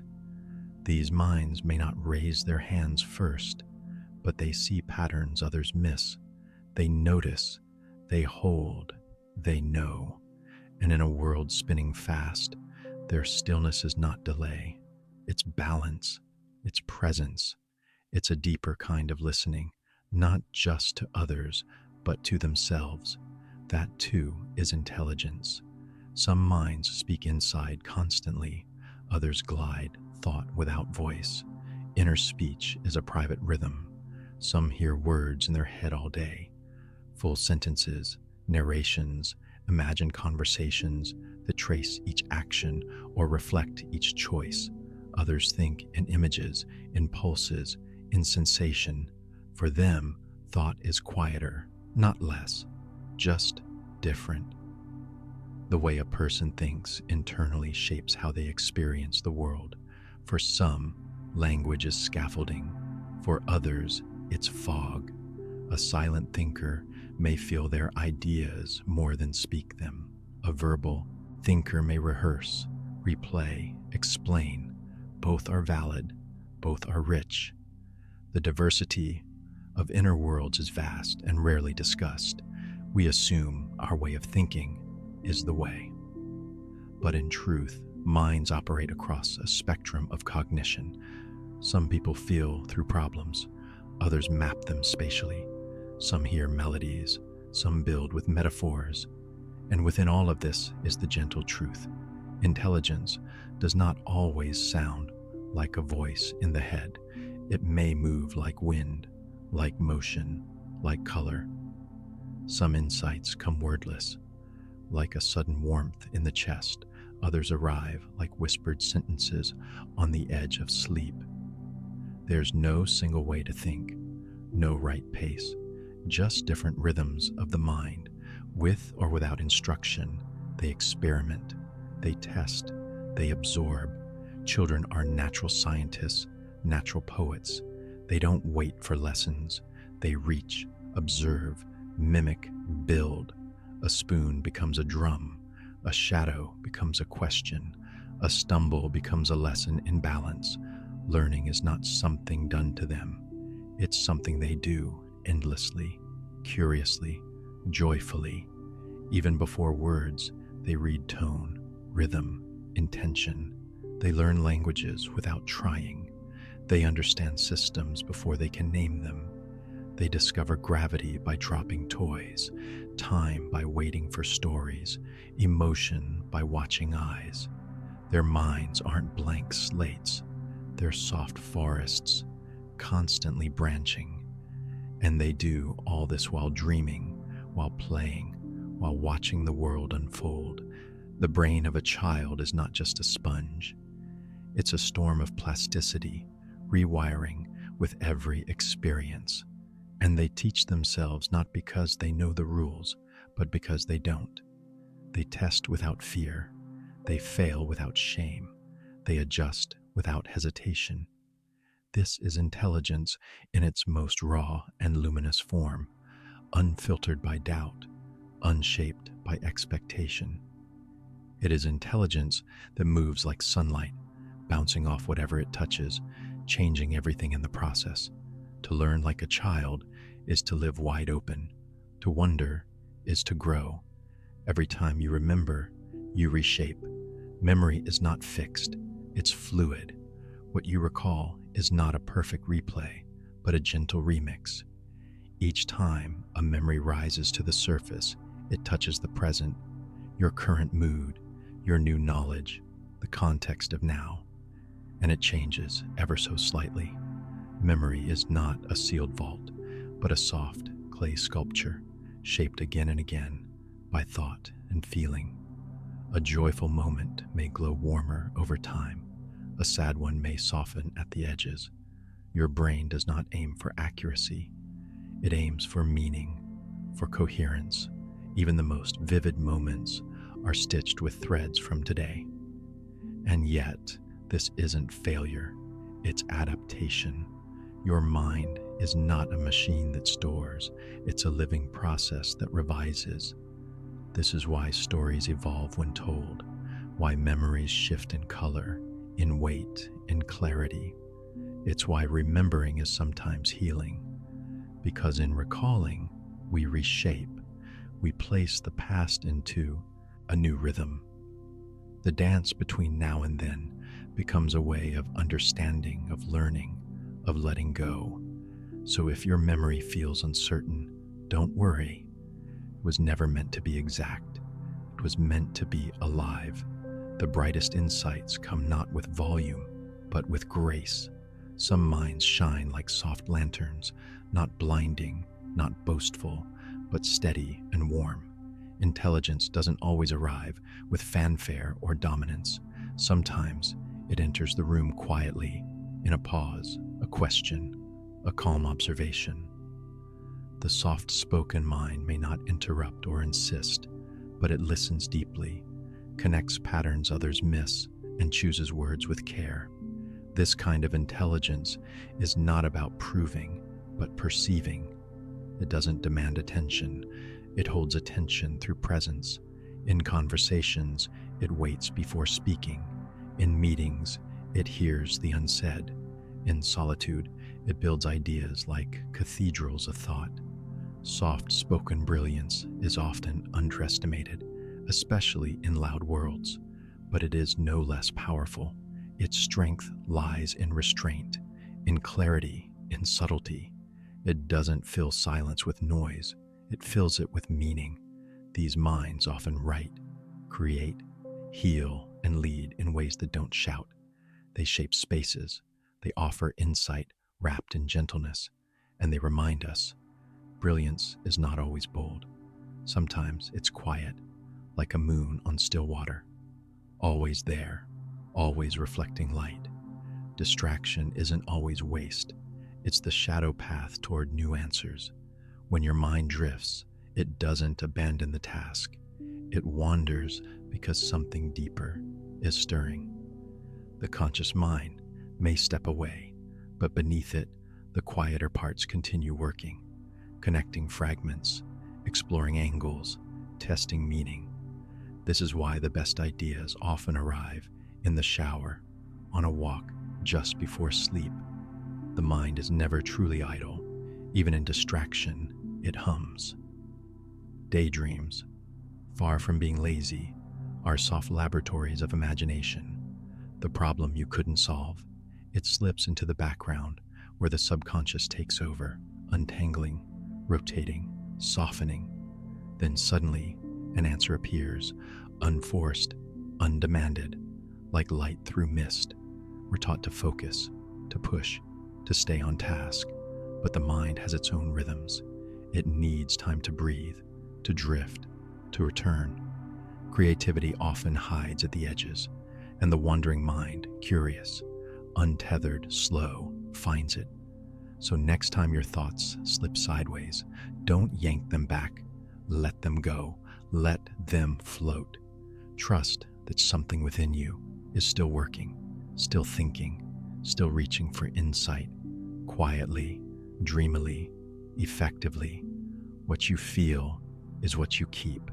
Emotion marks the memory. When a moment stirs your heart, your mind takes notice. It doesn't just file it away. It engraves it, a scent tied to childhood warmth, a song etched with the ache of goodbye. Emotion is the ink, and your brain is the page.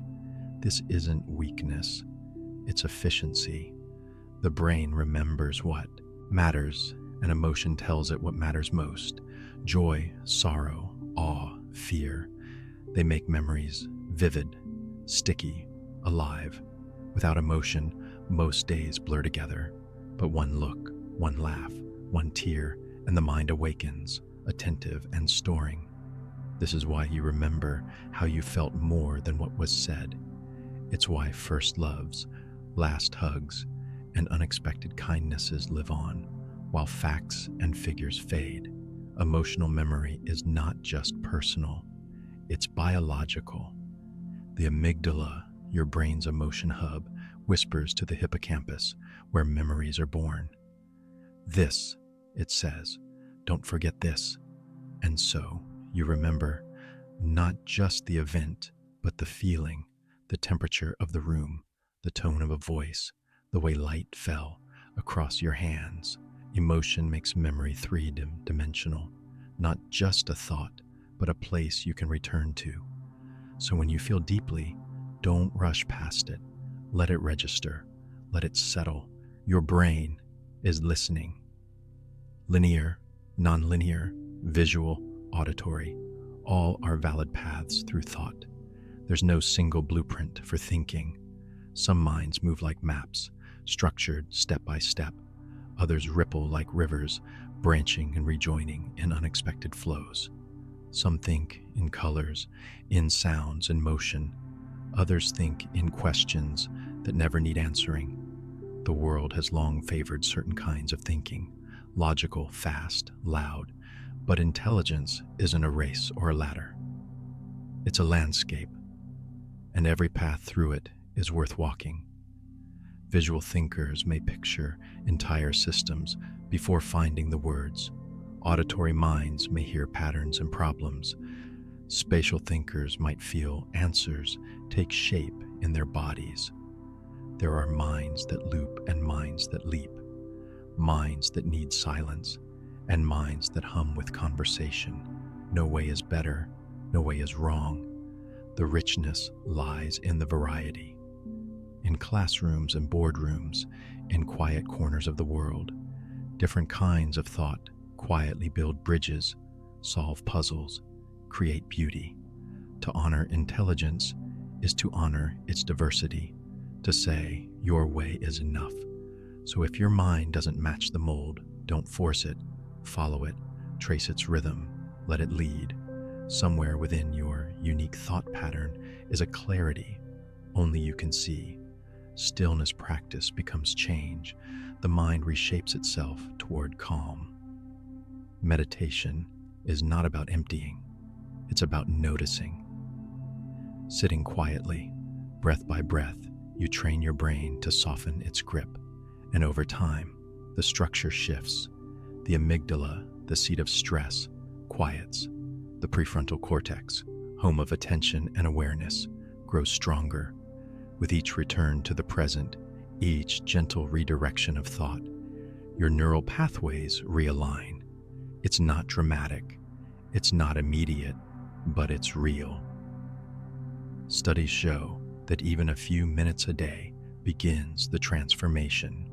The chatter lessens, the gaps between thoughts widen, and in those gaps, space, breath, clarity. Meditation is not escape, it's return, a return to now, to presence, to the soft rhythm of being. It teaches the mind to pause before reacting, to observe without grasping, to rest without guilt. And as this practice deepens, so does its effect. You become less pulled, less scattered, less ruled by noise. The world doesn't change, but your response to it does. And that is powerful. Your brain, resilient and plastic, reshapes itself not through force, but through patience, through repetition, through quiet. So sit, breathe, watch. Your mind is listening. Your brain is changing. One moment of stillness at a time. Not everyone thinks best in noise. Some ideas bloom in quiet. For some minds, the world is too loud, too fast, too full of friction. Bright lights, sharp voices, constant chatter. These don't inspire clarity, they cloud it. Thought needs space to stretch, like a fern unfolding in shade, like ripples spreading across still water. These minds thrive in low light and soft sound, in rooms where silence is allowed to linger. It's not about being slow or shy. It's about the way stimulation filters through the nervous system. Sometimes flooding it, sometimes overwhelming the delicate rhythm of cognition. In quiet, such minds can breathe. They notice patterns others miss. They listen deeper. They feel the shape of an idea before it forms into language. Stillness is an absence. It's presence without intrusion. And when you give space to these quieter minds, what emerges is often profound, insightful, unexpected. Letting people work in their preferred sensory environments isn't indulgence, it's intelligence. It honors neurodiversity, honors the different rhythms that shape perception and expression. So if you are one of those who need less input, less interruption, less bright distraction, know that your need for stillness is valid. Your mind isn't hiding, it's preparing. To walk in someone else's shoes, even imaginatively, stretches your mind's heart. Reading fiction is not just entertainment, it's an exercise in empathy. Every time you step into a character's world, feel their fears, their hopes, their hesitations. Your brain mirrors those emotions. Neurologically, you rehearse their experience. You don't just observe, you feel. And in that feeling, the boundary between you and them softens. This is the quiet magic of narrative. It invites you to inhabit unfamiliar minds, to see from different eyes, to hold beliefs you might never claim as your own, even if just for a few pages. The brain lights up in patterns similar to those when we engage with people in real life. The default mode network, responsible for self-reflection and perspective taking, glows into action, Over time, this gentle practice rewires the mind for compassion, not with lectures or arguments, but with stories. Through tales of love and loss, of courage and confusion, fiction builds emotional bridges. It doesn't demand agreement, only presence. And in that presence, understanding grows. So when you read a novel and find yourself aching for someone you've never met, remember, this is empathy in motion, the heart of intelligence beating quietly beneath the words. Solutions appear between REM cycles. Sleep is a secret scientist. While you rest, your brain doesn't stop. It sifts, sorts, and synthesizes. Connections form that eluded you in daylight. Pieces click into place without effort. During REM sleep especially, the mind replays fragments of memory, emotion, and logic, recombining them into something new. This is why breakthroughs often arrive after a nap or a full night's sleep. It's not coincidence, it's neurobiology. The sleeping brain is free from distractions, from conscious control. It wanders, explores, tests unlikely paths, and in doing so, it often stumbles upon answers the waking mind couldn't reach. Dreams themselves may not always make sense, but they stir the waters of thought. They loosen the grip of rigid reasoning. They allow intuition to surface.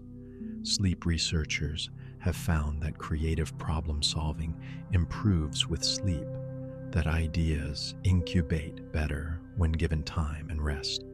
So if you're stuck, if clarity feels distant, sleep, not as escape, but as invitation. Let your subconscious do its quiet work. Intelligence doesn't end when the lights go out. It simply changes form. In the hush of night, your mind continues its gentle search, and sometimes, when you wake, the answer is waiting. Mirror neurons light up when you observe. Connection is a shared rhythm. When you see someone smile, your brain responds. Not in theory, in neurons. Tiny sparks fire in your own mind, echoing the gesture. These mirror neurons don't wait for permission. They dance when you watch others dance, ache when you see another's pain, warm when someone's joy flickers across their face. Your mind rehearses the experience as if it were your own. This is the foundation of empathy, of learning, of belonging. It's not taught, it's built in. From infancy, we mimic expressions, voices, movements, and through this mimicry, we understand. But imitation is not emptiness, it's resonance. The mind picks up rhythm from others, not to erase itself, but to harmonize. This is how culture is passed on, how languages are learned, how emotions are shared in silence. In groups, your thoughts begin to sync. Your attention aligns with the people around you. The brain is a social organ, tuned not only to survive, but to relate. Even in solitude, echoes remain. Memories of expression, of gesture, of tone. So when you feel moved by someone's presence, know this: your mind is not just watching, it's joining, it's reaching quietly across the gap, to see what others overlook, to feel wonder in pattern and color. This too is a form of intelligence, not bound to facts or logic, but to attention. Beauty invites presence. It calls the mind to pause, to soften, to notice a drop of water on a leaf, the shifting gradient of dusk, the symmetry in a pine cone, or the quiet balance of shadows on a wall. These are not distractions. They are cues, signals that something meaningful is unfolding. A mind that sees beauty is not idle. It is awake. It is tuned to subtlety, to elegance, to resonance.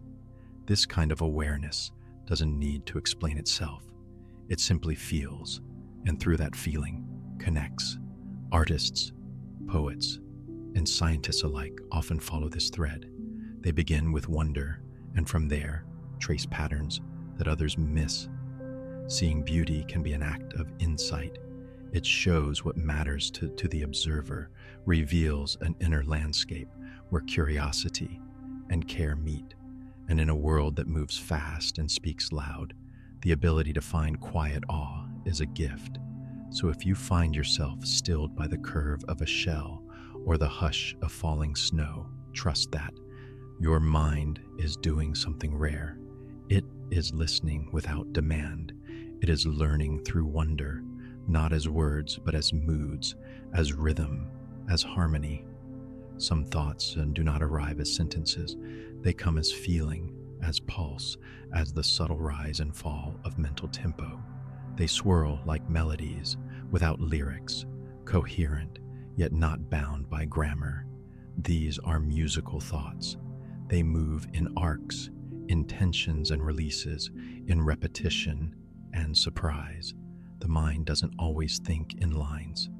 Sometimes it thinks in waves, in the ebb of memory, in the quiet crescendo of intuition. Like a piece of music, a thought can build, soften, return. This is why music touches so deeply. It mirrors cognition that words can't contain. For some, solutions are felt before they're understood.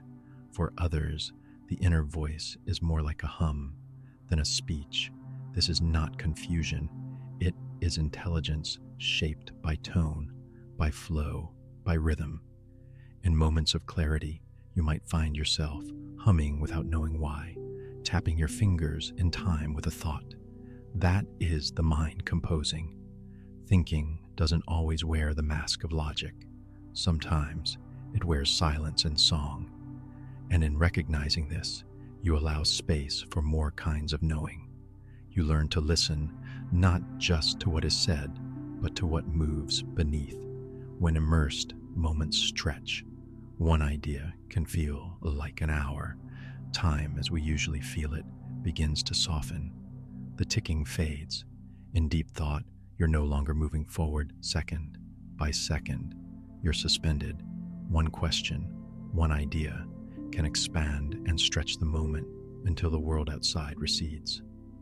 It's not sleep, and it's not dreaming, but a kind of waking drift. This state, often called flow or absorption, is common in quiet minds. Whether solving a puzzle, painting in silence, or simply letting a thought unfold, time loosens its grip. You begin to feel inside the idea, as if walking through its corridors, touching its textures, discovering its edges. Your breath slows. The outside world becomes faint. This doesn't mean you are lost. Quite the opposite. You are deeply found. Focus can be a kind of sanctuary. A single minute, when filled with attention, holds more than an hour of rush. You emerge from deep thought, not emptied, but enriched, as if you've traveled somewhere without moving at all. And when you return, the world might seem a little quieter, a little wider, touched by the hush of your internal stillness. To picture is to activate vision. To rehearse is to prepare. Imagination isn't make-believe. It's real activity in real brain regions. When you close your eyes and picture a face, your visual cortex lights up as though you were seeing. When you imagine running, motor areas of your brain begin to stir. When you plan a conversation, your language networks whisper into readiness. This is the quiet rehearsal of life. Your mind, in stillness, is already practicing. This is why imagination matters. It's not an escape, it's a preparation. Athletes, artists, inventors, all spend time not just doing, but picturing. They see before they act. They imagine before they move. Even children in play are building mental muscles for the future. To pretend is to prepare. To wonder is to stretch. When you envision possible futures, you are quietly building the pathways to meet them. And even if they don't unfold exactly as you imagined, the mind is more ready, more resilient, more flexible, Imagination is not a passive blur, it is a rehearsal, a strategy, a gentle strength. So when you find yourself picturing something, even softly, even vaguely, know this: your brain is already building toward it. Volume isn't proof. Some of the sharpest ideas barely make a sound.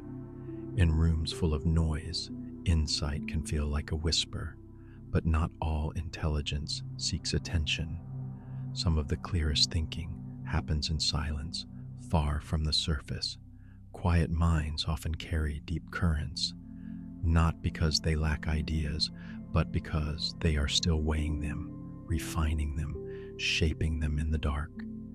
Intelligence isn't always assertive. It doesn't always rush to speak. Often it listens, it watches, it waits. This doesn't mean it's unsure.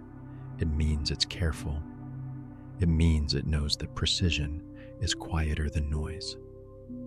In a world that often mistakes loudness for certainty, remember this: depth doesn't shout.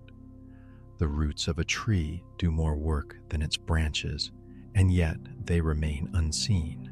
A whisper of insight, a gentle pause, a calm sentence placed at the right moment, these can shift an entire conversation. Loud minds might echo, but quiet ones resonate. So if your thinking doesn't always rush forward, if your ideas live softly for a while before emerging, trust that rhythm. Smart doesn't always arrive in bright flashes. Sometimes it glows steadily, like a lantern in the dark, a gut feeling, a sensation. Then thought catches up. Long before the mind wraps words around an idea, the body often already knows. A tightening in the chest, a flutter in the belly, a tug behind the ribs. These are not distractions. They are signals the body feels before the brain interprets, reacting to patterns, memories, emotions that haven't yet surfaced consciously. You step into a room and feel uneasy without knowing why. You hesitate at a decision, though everything looks fine on paper. These whispers from the body are part of a deeper intelligence, one that doesn't always speak in language, but in sensation, the gut, the skin, the pulse. All of these send quiet messages upstream. Thought then arrives like a translator, trying to make sense of something already underway. And while reason plays its part, there is wisdom in recognizing what the body says first. This isn't superstition, it's physiology. The nervous system remembers, it processes more than we know. To listen isn't to obey without question, it's to include more voices in your inner conversation. In many ways, the body thinks first. The mind, if it's wise, learns to listen. When too much arrives, it shields, filters, forgets. To stay whole, the mind is not a sponge, soaking in everything without limit. It's a gatekeeper, a curator, a protector. In moments of overwhelm, too much noise, too much emotion, too many tasks, the brain gently closes some doors. It narrows focus. It forgets non-essentials. This isn't failure, it's survival. When a river floods, the land must adapt. When the world floods the senses, the brain must choose what to hold and what to let pass. That's why you sometimes lose your train of thought in a crowded room. Why your mind blanks during stress. It's not weakness, it's your system defending its rhythm. Memory, too, filters with care. Not every detail is stored. Not every moment is weighed the same. The brain prunes and prioritizes, making room for what matters most. And even forgetting has purpose. It clears space, reduces weight, allows for recovery. The mind doesn't aim for perfect capture. It aims for balance. So if you've ever felt foggy, if your thoughts seem scattered, remember this: your brain is doing its best to protect you from overload. In the quiet that follows, clarity often returns. The system reboots. You begin again. No one else has your network. Your story is built into your wiring. Every brain is a landscape shaped by experience. Even twins, born together, raised together, develop different neural patterns. Each memory, each moment, each mood gently sculpts the connections inside you. Neurons fire, pathways form, and slowly your unique architecture emerges. It's not just your thoughts that define you, it's the way you think, the routes your ideas take, the bridges between emotion and reason, memory and imagination. And while there are patterns that many minds share, yours is still singular. No one else has lived your days. No one else has felt your particular combination of joy and sorrow, wonder and fear. This isn't just poetic, it's biological. Brain scans confirm it. The fingerprints of your mind are yours alone. Your responses, your reactions, your rhythms, they've been etched by a lifetime of inner weather. So when you feel different, you are. When your thinking doesn't match the crowd, it's because your map is yours alone. And that is not a flaw, it's a feature, a gift. In a world of billions, your mind remains unreplicated. What you see, how you feel, the connections you make, all of it reflects the beautiful, quiet truth. Your brain is yours and no one else's. Different does not mean broken. Many minds bloom in beautiful divergence. Some minds are wired for patterns others never notice. Some hear the world in overlapping waves of sound or feel emotions as textures on the skin. Neurodiversity isn't a flaw to be fixed. It's a reminder that the spectrum of intelligence and perception is vast, and each variation holds its own kind of brilliance. Autism, ADHD, dyslexia, and other neurological differences aren't mere diagnoses. They are alternative architectures. They come with challenges, yes, but also with gifts, hyperfocus, creativity, deep empathy, unexpected insight. When the world was designed only for one kind of mind, many were made to feel like outsiders, but slowly, gently, that view is changing. A garden thrives with many kinds of flowers. A forest needs different trees to stay alive. So too does humanity need many ways of seeing, sensing, and solving. To be neurodivergent is not to be less. It is to be uniquely equipped to navigate a different angle of the world. And when those minds are embraced, not erased, something extraordinary happens. Innovation blooms, compassion deepens, and the quiet wisdom of difference becomes part of the story we all share. It sorts, trims, strengthens, like a gardener tending what matters most. As you sleep, your brain continues working in silence. The events of your day, conversations, images, stray thoughts are sifted gently by your resting mind. Some are pruned away, like weeds that no longer need tending. Others are watered, rooted deeper, kept. This is not random. It's deeply intelligent. Your brain uses sleep to decide what matters, what connects, what needs more space in your garden of memory. Synapses, those tiny bridges between neurons, are either strengthened or softened in the quiet hours.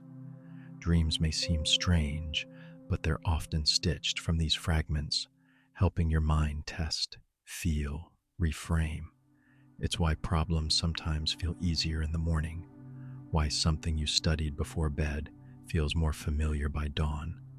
Sleep isn't just a rest, it's a rehearsal, a restoration, a silent tending of your mental world.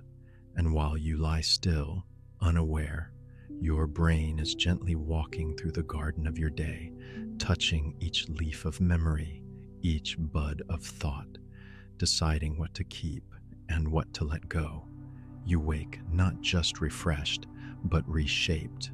What was where faint becomes clearer, what was vague becomes rooted.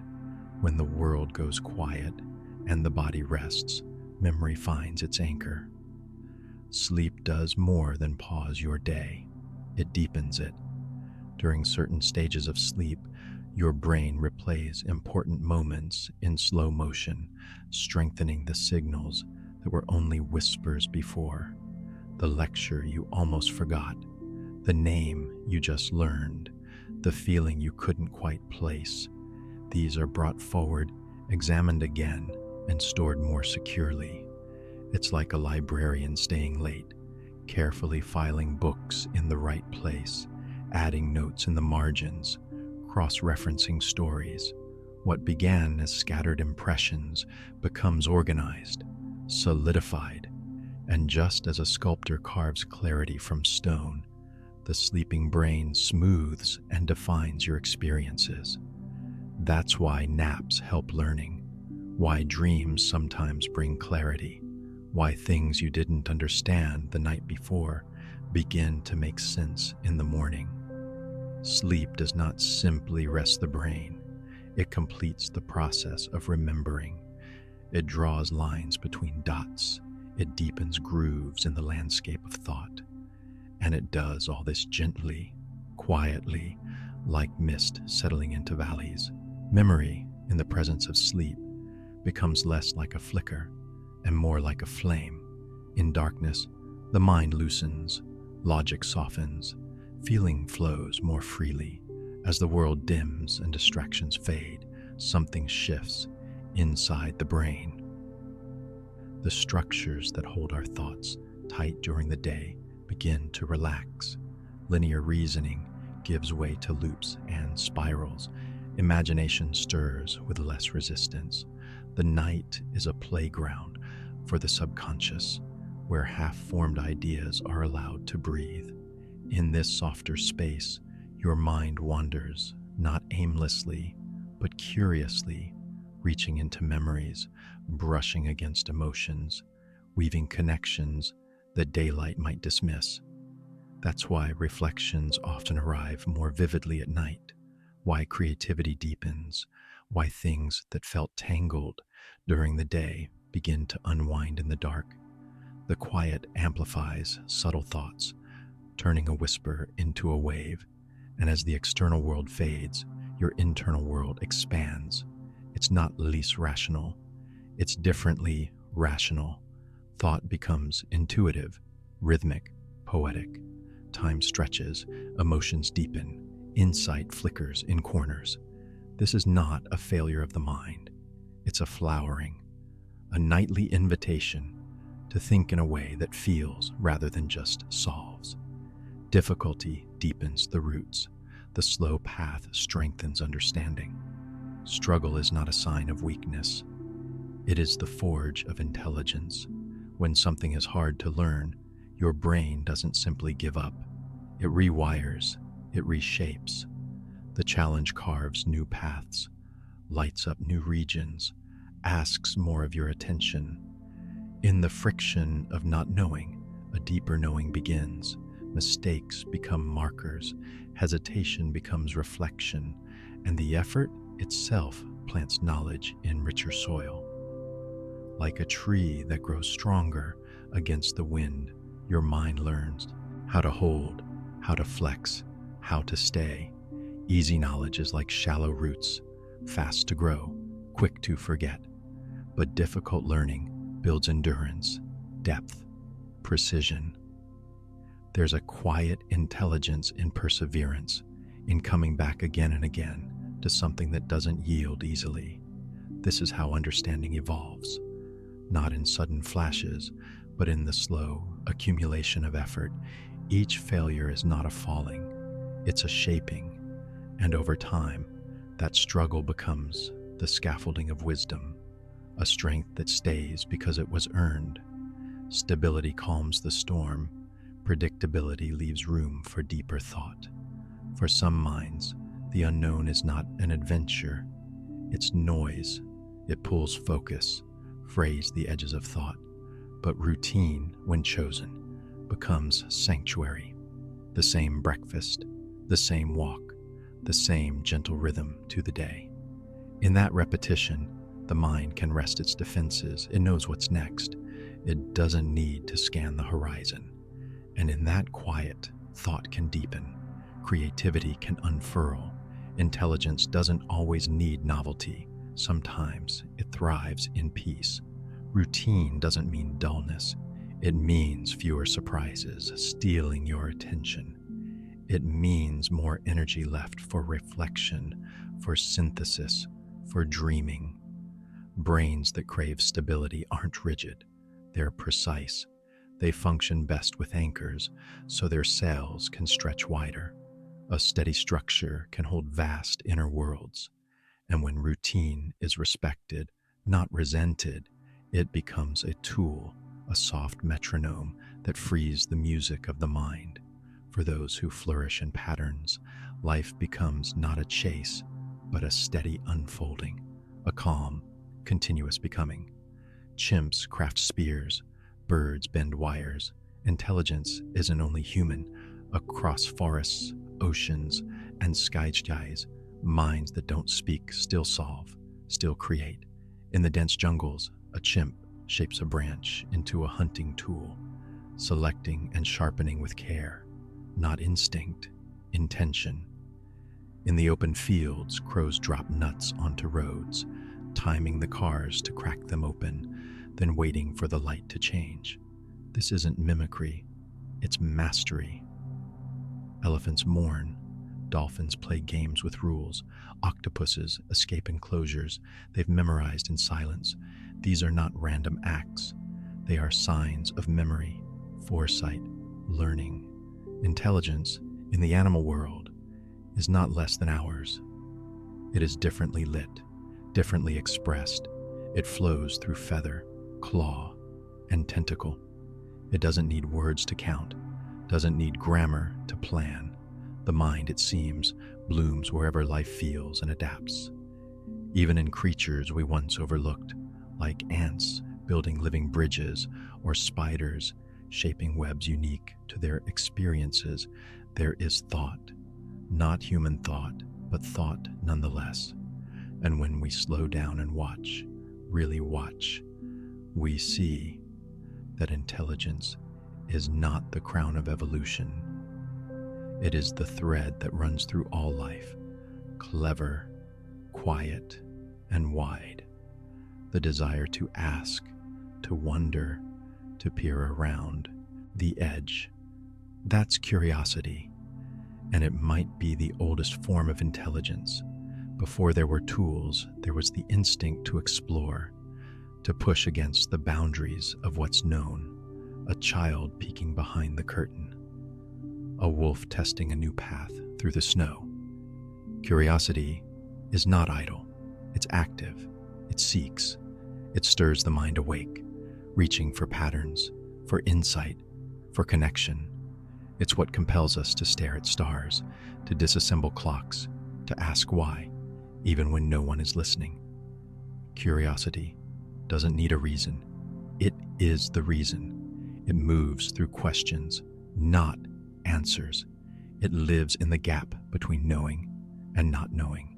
And in that space, intelligence grows. Every discovery, from fire to flight, to the folds of the brain itself, began with someone wondering. Curiosity makes you a scientist, an artist, a philosopher without ever needing a title. It is the soft hunger that moves the mind forward again and again. And when it's protected, when it's nurtured, it becomes a lifelong compass, a quiet joy that says, there is always more to know. And in that simple yearning, intelligence reveals itself, not in what you know, but in how deeply you want to understand. They exist before speech, as shapes, as inklings, as foggy futures. Some thoughts are not yet words. They swirl just beneath language, like mist waiting to take form. You feel them before you can name them. An image, a pull, a sense of something unfinished, but urgent. These are not lesser thoughts. They are early ones, primal ones, the raw material of creativity. Sometimes they never become sentences. They remain sensations, visions, the way a melody rises before you hum, the way a solution hovers just out of reach. This pre-verbal thinking is where art is born, where dreams rehearse ideas, where the body thinks in gesture before the mind catches up. To honor these wordless thoughts is to honor a deeper layer of intelligence, one that doesn't rush to explain, but quietly holds. Sometimes, when we're still enough, we can feel them bloom, slowly, then all at once. They become insights, a decision that finally makes sense, a sentence you didn't know you needed to write, a design, a gesture, a realization, and sometimes they drift away, unspoken, but not lost, because even the thoughts without language shape us. They ripple through our choices, our moods, our movements. The mind is not only a speaker, it is a sea, and not everything that stirs the water needs a name, not just language, but memory, rhythm, imagery, emotion, a whole mind dance. Poetry doesn't just pass through the ears, it stirs entire landscapes inside the brain. When you hear a line with rhythm, your motor cortex joins in. When a metaphor blooms, your visual centers light up. A memory is touched, a feeling stirs, a pattern is recognized, and suddenly, the whole mind begins to sway. Poetry is not ornamental. It is elemental. It takes the raw material of thought and shapes it into something felt. Its cadence soothes, its images anchor emotion. In just a few lines, it can unlock grief, laughter, recognition. Even without understanding every word, the body feels its shape, the heart hears the pause, the brain, attuned to pattern, to music, to meaning, leans forward. Poetry is not a riddle to solve, but a rhythm to enter, a place where intelligence is not dissected, but danced. And in that dance, something ancient wakes up, something that remembers firelight and storytelling and the shared hush of listening. So when words fall like rain or beat like wings across a line of verse, know this: your brain is not just reading, it is remembering how to feel, how to dream, how to think with its whole self. Processing doesn't mean slow, it means careful, thoughtful, deep. Some minds take longer, not because they are behind, but because they are thorough, like roots growing downward before a sprout appears. This kind of thinking is unseen at first, but vital. These minds pause, sift, weigh. They don't rush to conclusions. They sit with uncertainty, let it steep, and in that time, layers form, clarity builds, insight deepens.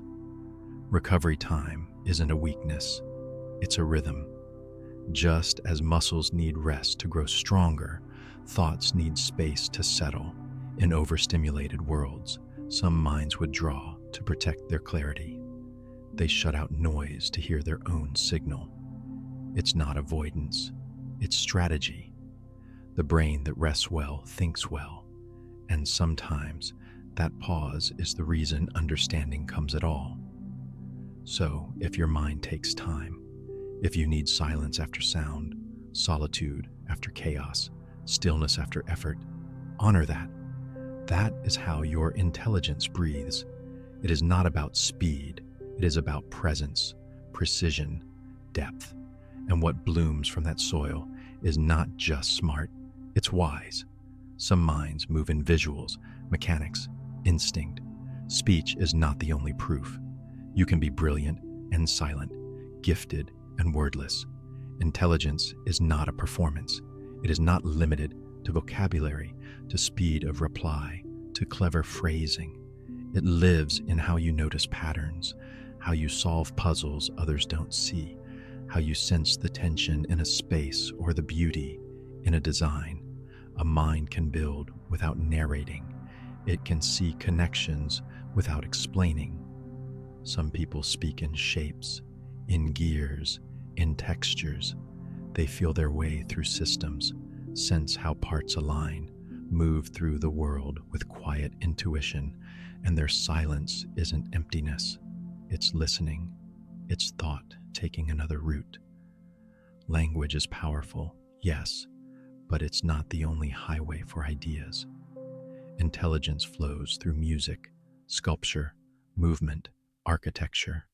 It lives in how a dancer understands gravity, how a mechanic reads an engine, how an artist translates emotion into shade and line. The world needs these minds, the ones who don't always speak, but always see. So if your thoughts aren't easy to put into words, don't worry. You are still thinking, still knowing, still whole, not as damage, but as reorganization. Brains adapt, even through pain. Trauma doesn't simply leave scars, it reshapes. When something overwhelming happens, the brain rewires itself to keep you safe. It adjusts how it processes sound, how it responds to touch, how it interprets silence. It becomes more alert, more cautious, more sensitive to subtle shifts in the world. This is not weakness, it's survival. And within this adaptation, there is intelligence. The mind, even under strain, seeks coherence. It tries to make sense of the chaos. It remembers in fragments, loops, symbols. It stores what it can, where it can, sometimes far from reach. But healing is also a kind of relearning. Over time, with safety and rest, the brain can rebalance. It doesn't go back, it goes forward differently. New patterns form, new meanings rise. Some memories soften, some hyper-alertness fades. The same neuroplasticity that made the wound possible also allows for growth. So if your thinking feels different after pain, if your focus shifts, your energy dips, your awareness sharpens in strange ways, that's not failure, that's adjustment. That's your brain trying to keep you whole. And in that, there is quiet brilliance, laughter, ease, delight. They open pathways. They unlock the flow. Joy is not a distraction from intelligence. It is part of its fuel. When you feel safe, when you laugh, when something small brings delight, your brain loosens its grip, stress lowers, neurochemicals shift, and in that space, thought moves more freely, ideas connect more easily, creativity surges, joy clears the fog, it awakens the senses and lets the mind roam.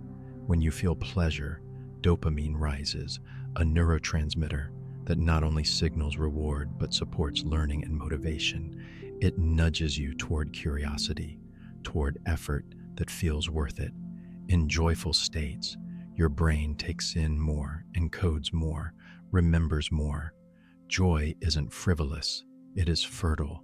It primes you to notice beauty, to connect with others, to play, and play, after all, is one of the brain's favorite ways to learn.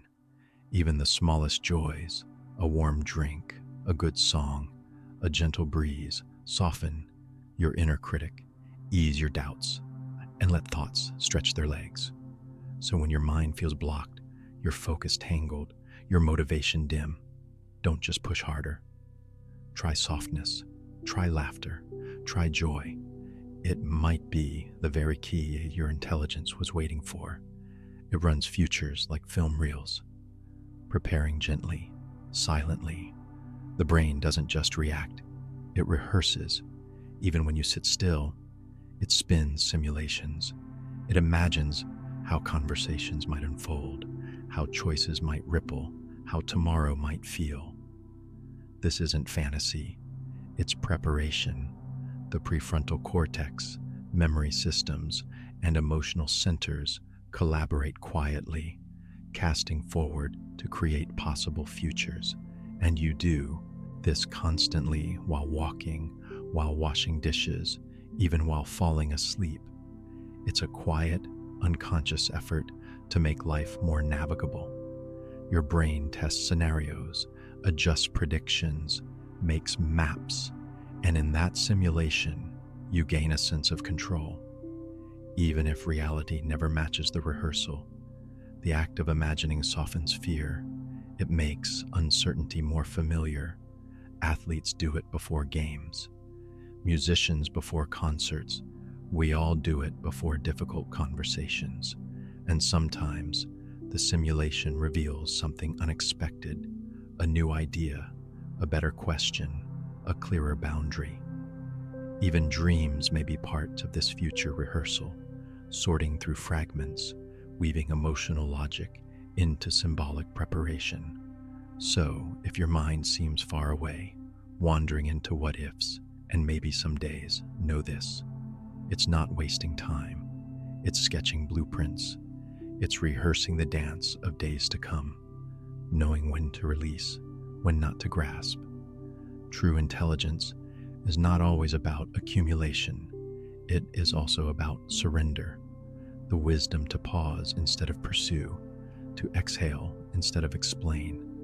In a world that prizes knowing, there is quiet power in not holding too tightly to outcomes, to identities, to answers. Some of the most complex thoughts arrive only after you let go. Like a fist unclenching, the mind opens when it stops straining. Letting go doesn't mean giving up. It means trusting the process of becoming. It means allowing your mind to drift a little, to heal, to realign. Sometimes the greatest clarity comes after release, when your thoughts are no longer jammed into corners, when your heart is no longer gripping outcomes. Like a leaf floating downstream, your awareness learns to flow, not force. This kind of intelligence is tender. It doesn't shout. It doesn't prove. It simply knows when to loosen, when to rest, when to be. Some is decorative, some is delightful. Not all must serve a purpose. There's a quiet rebellion in loving knowledge for its own sake. Intelligence is not only for solving, fixing, winning. Sometimes it's for wondering, for noticing the way clouds curl, or the strange beauty of a forgotten word. There are forms of intelligence that don't fit on tests. The ability to spot patterns in tree bark, to feel the emotion in a color, to dream entire cities while staring out a train window. Not all intelligence has to be useful to be meaningful. Some minds collect facts like feathers, arrange thoughts like petals, or build whole constellations of curiosity that never need to be monetized or measured. Decorative intelligence, playful intelligence, intuitive intelligence. These are valid. They soften the edges of efficiency. They remind us that thought can be art, that the mind is not only a machine, but also a garden. So let yourself learn things with no endpoint. Let yourself enjoy the shape of an idea, the taste of a theory. Let your intelligence be not only sharp, but beautiful. It can wonder instead. Rest inside the unknown. The brain is not a vault for certainty. It's a field for exploration, for asking without needing to answer. You were never meant to carry every fact or solve every mystery. In truth, some of the most profound moments come not from knowing, but from standing at the edge of what cannot be known and breathing there. The unknown is not a threat, it's a landscape, and your mind, when it stops grasping for explanation, begins to soften into awe. You can live with mystery. You can walk with it side by side without rush. The cosmos, the self, the future, they are all full of questions that may never resolve, and that's okay. Intelligence is not always clarity. It's also the courage to remain open, to say, I don't know, but I'm here. I don't know, but I'm listening.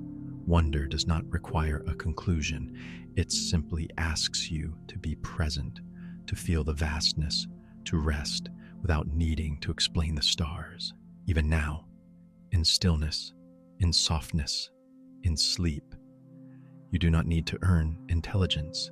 It is not a prize given after enough effort. It is already yours, already alive, pulsing quietly beneath thought. Intelligence is not only measured by answers or action, it's in the way you notice, feel, imagine. It's in your resilience, your quiet questions, your deep capacity for wonder. You don't have to be loud or fast or brilliant by someone else's scale.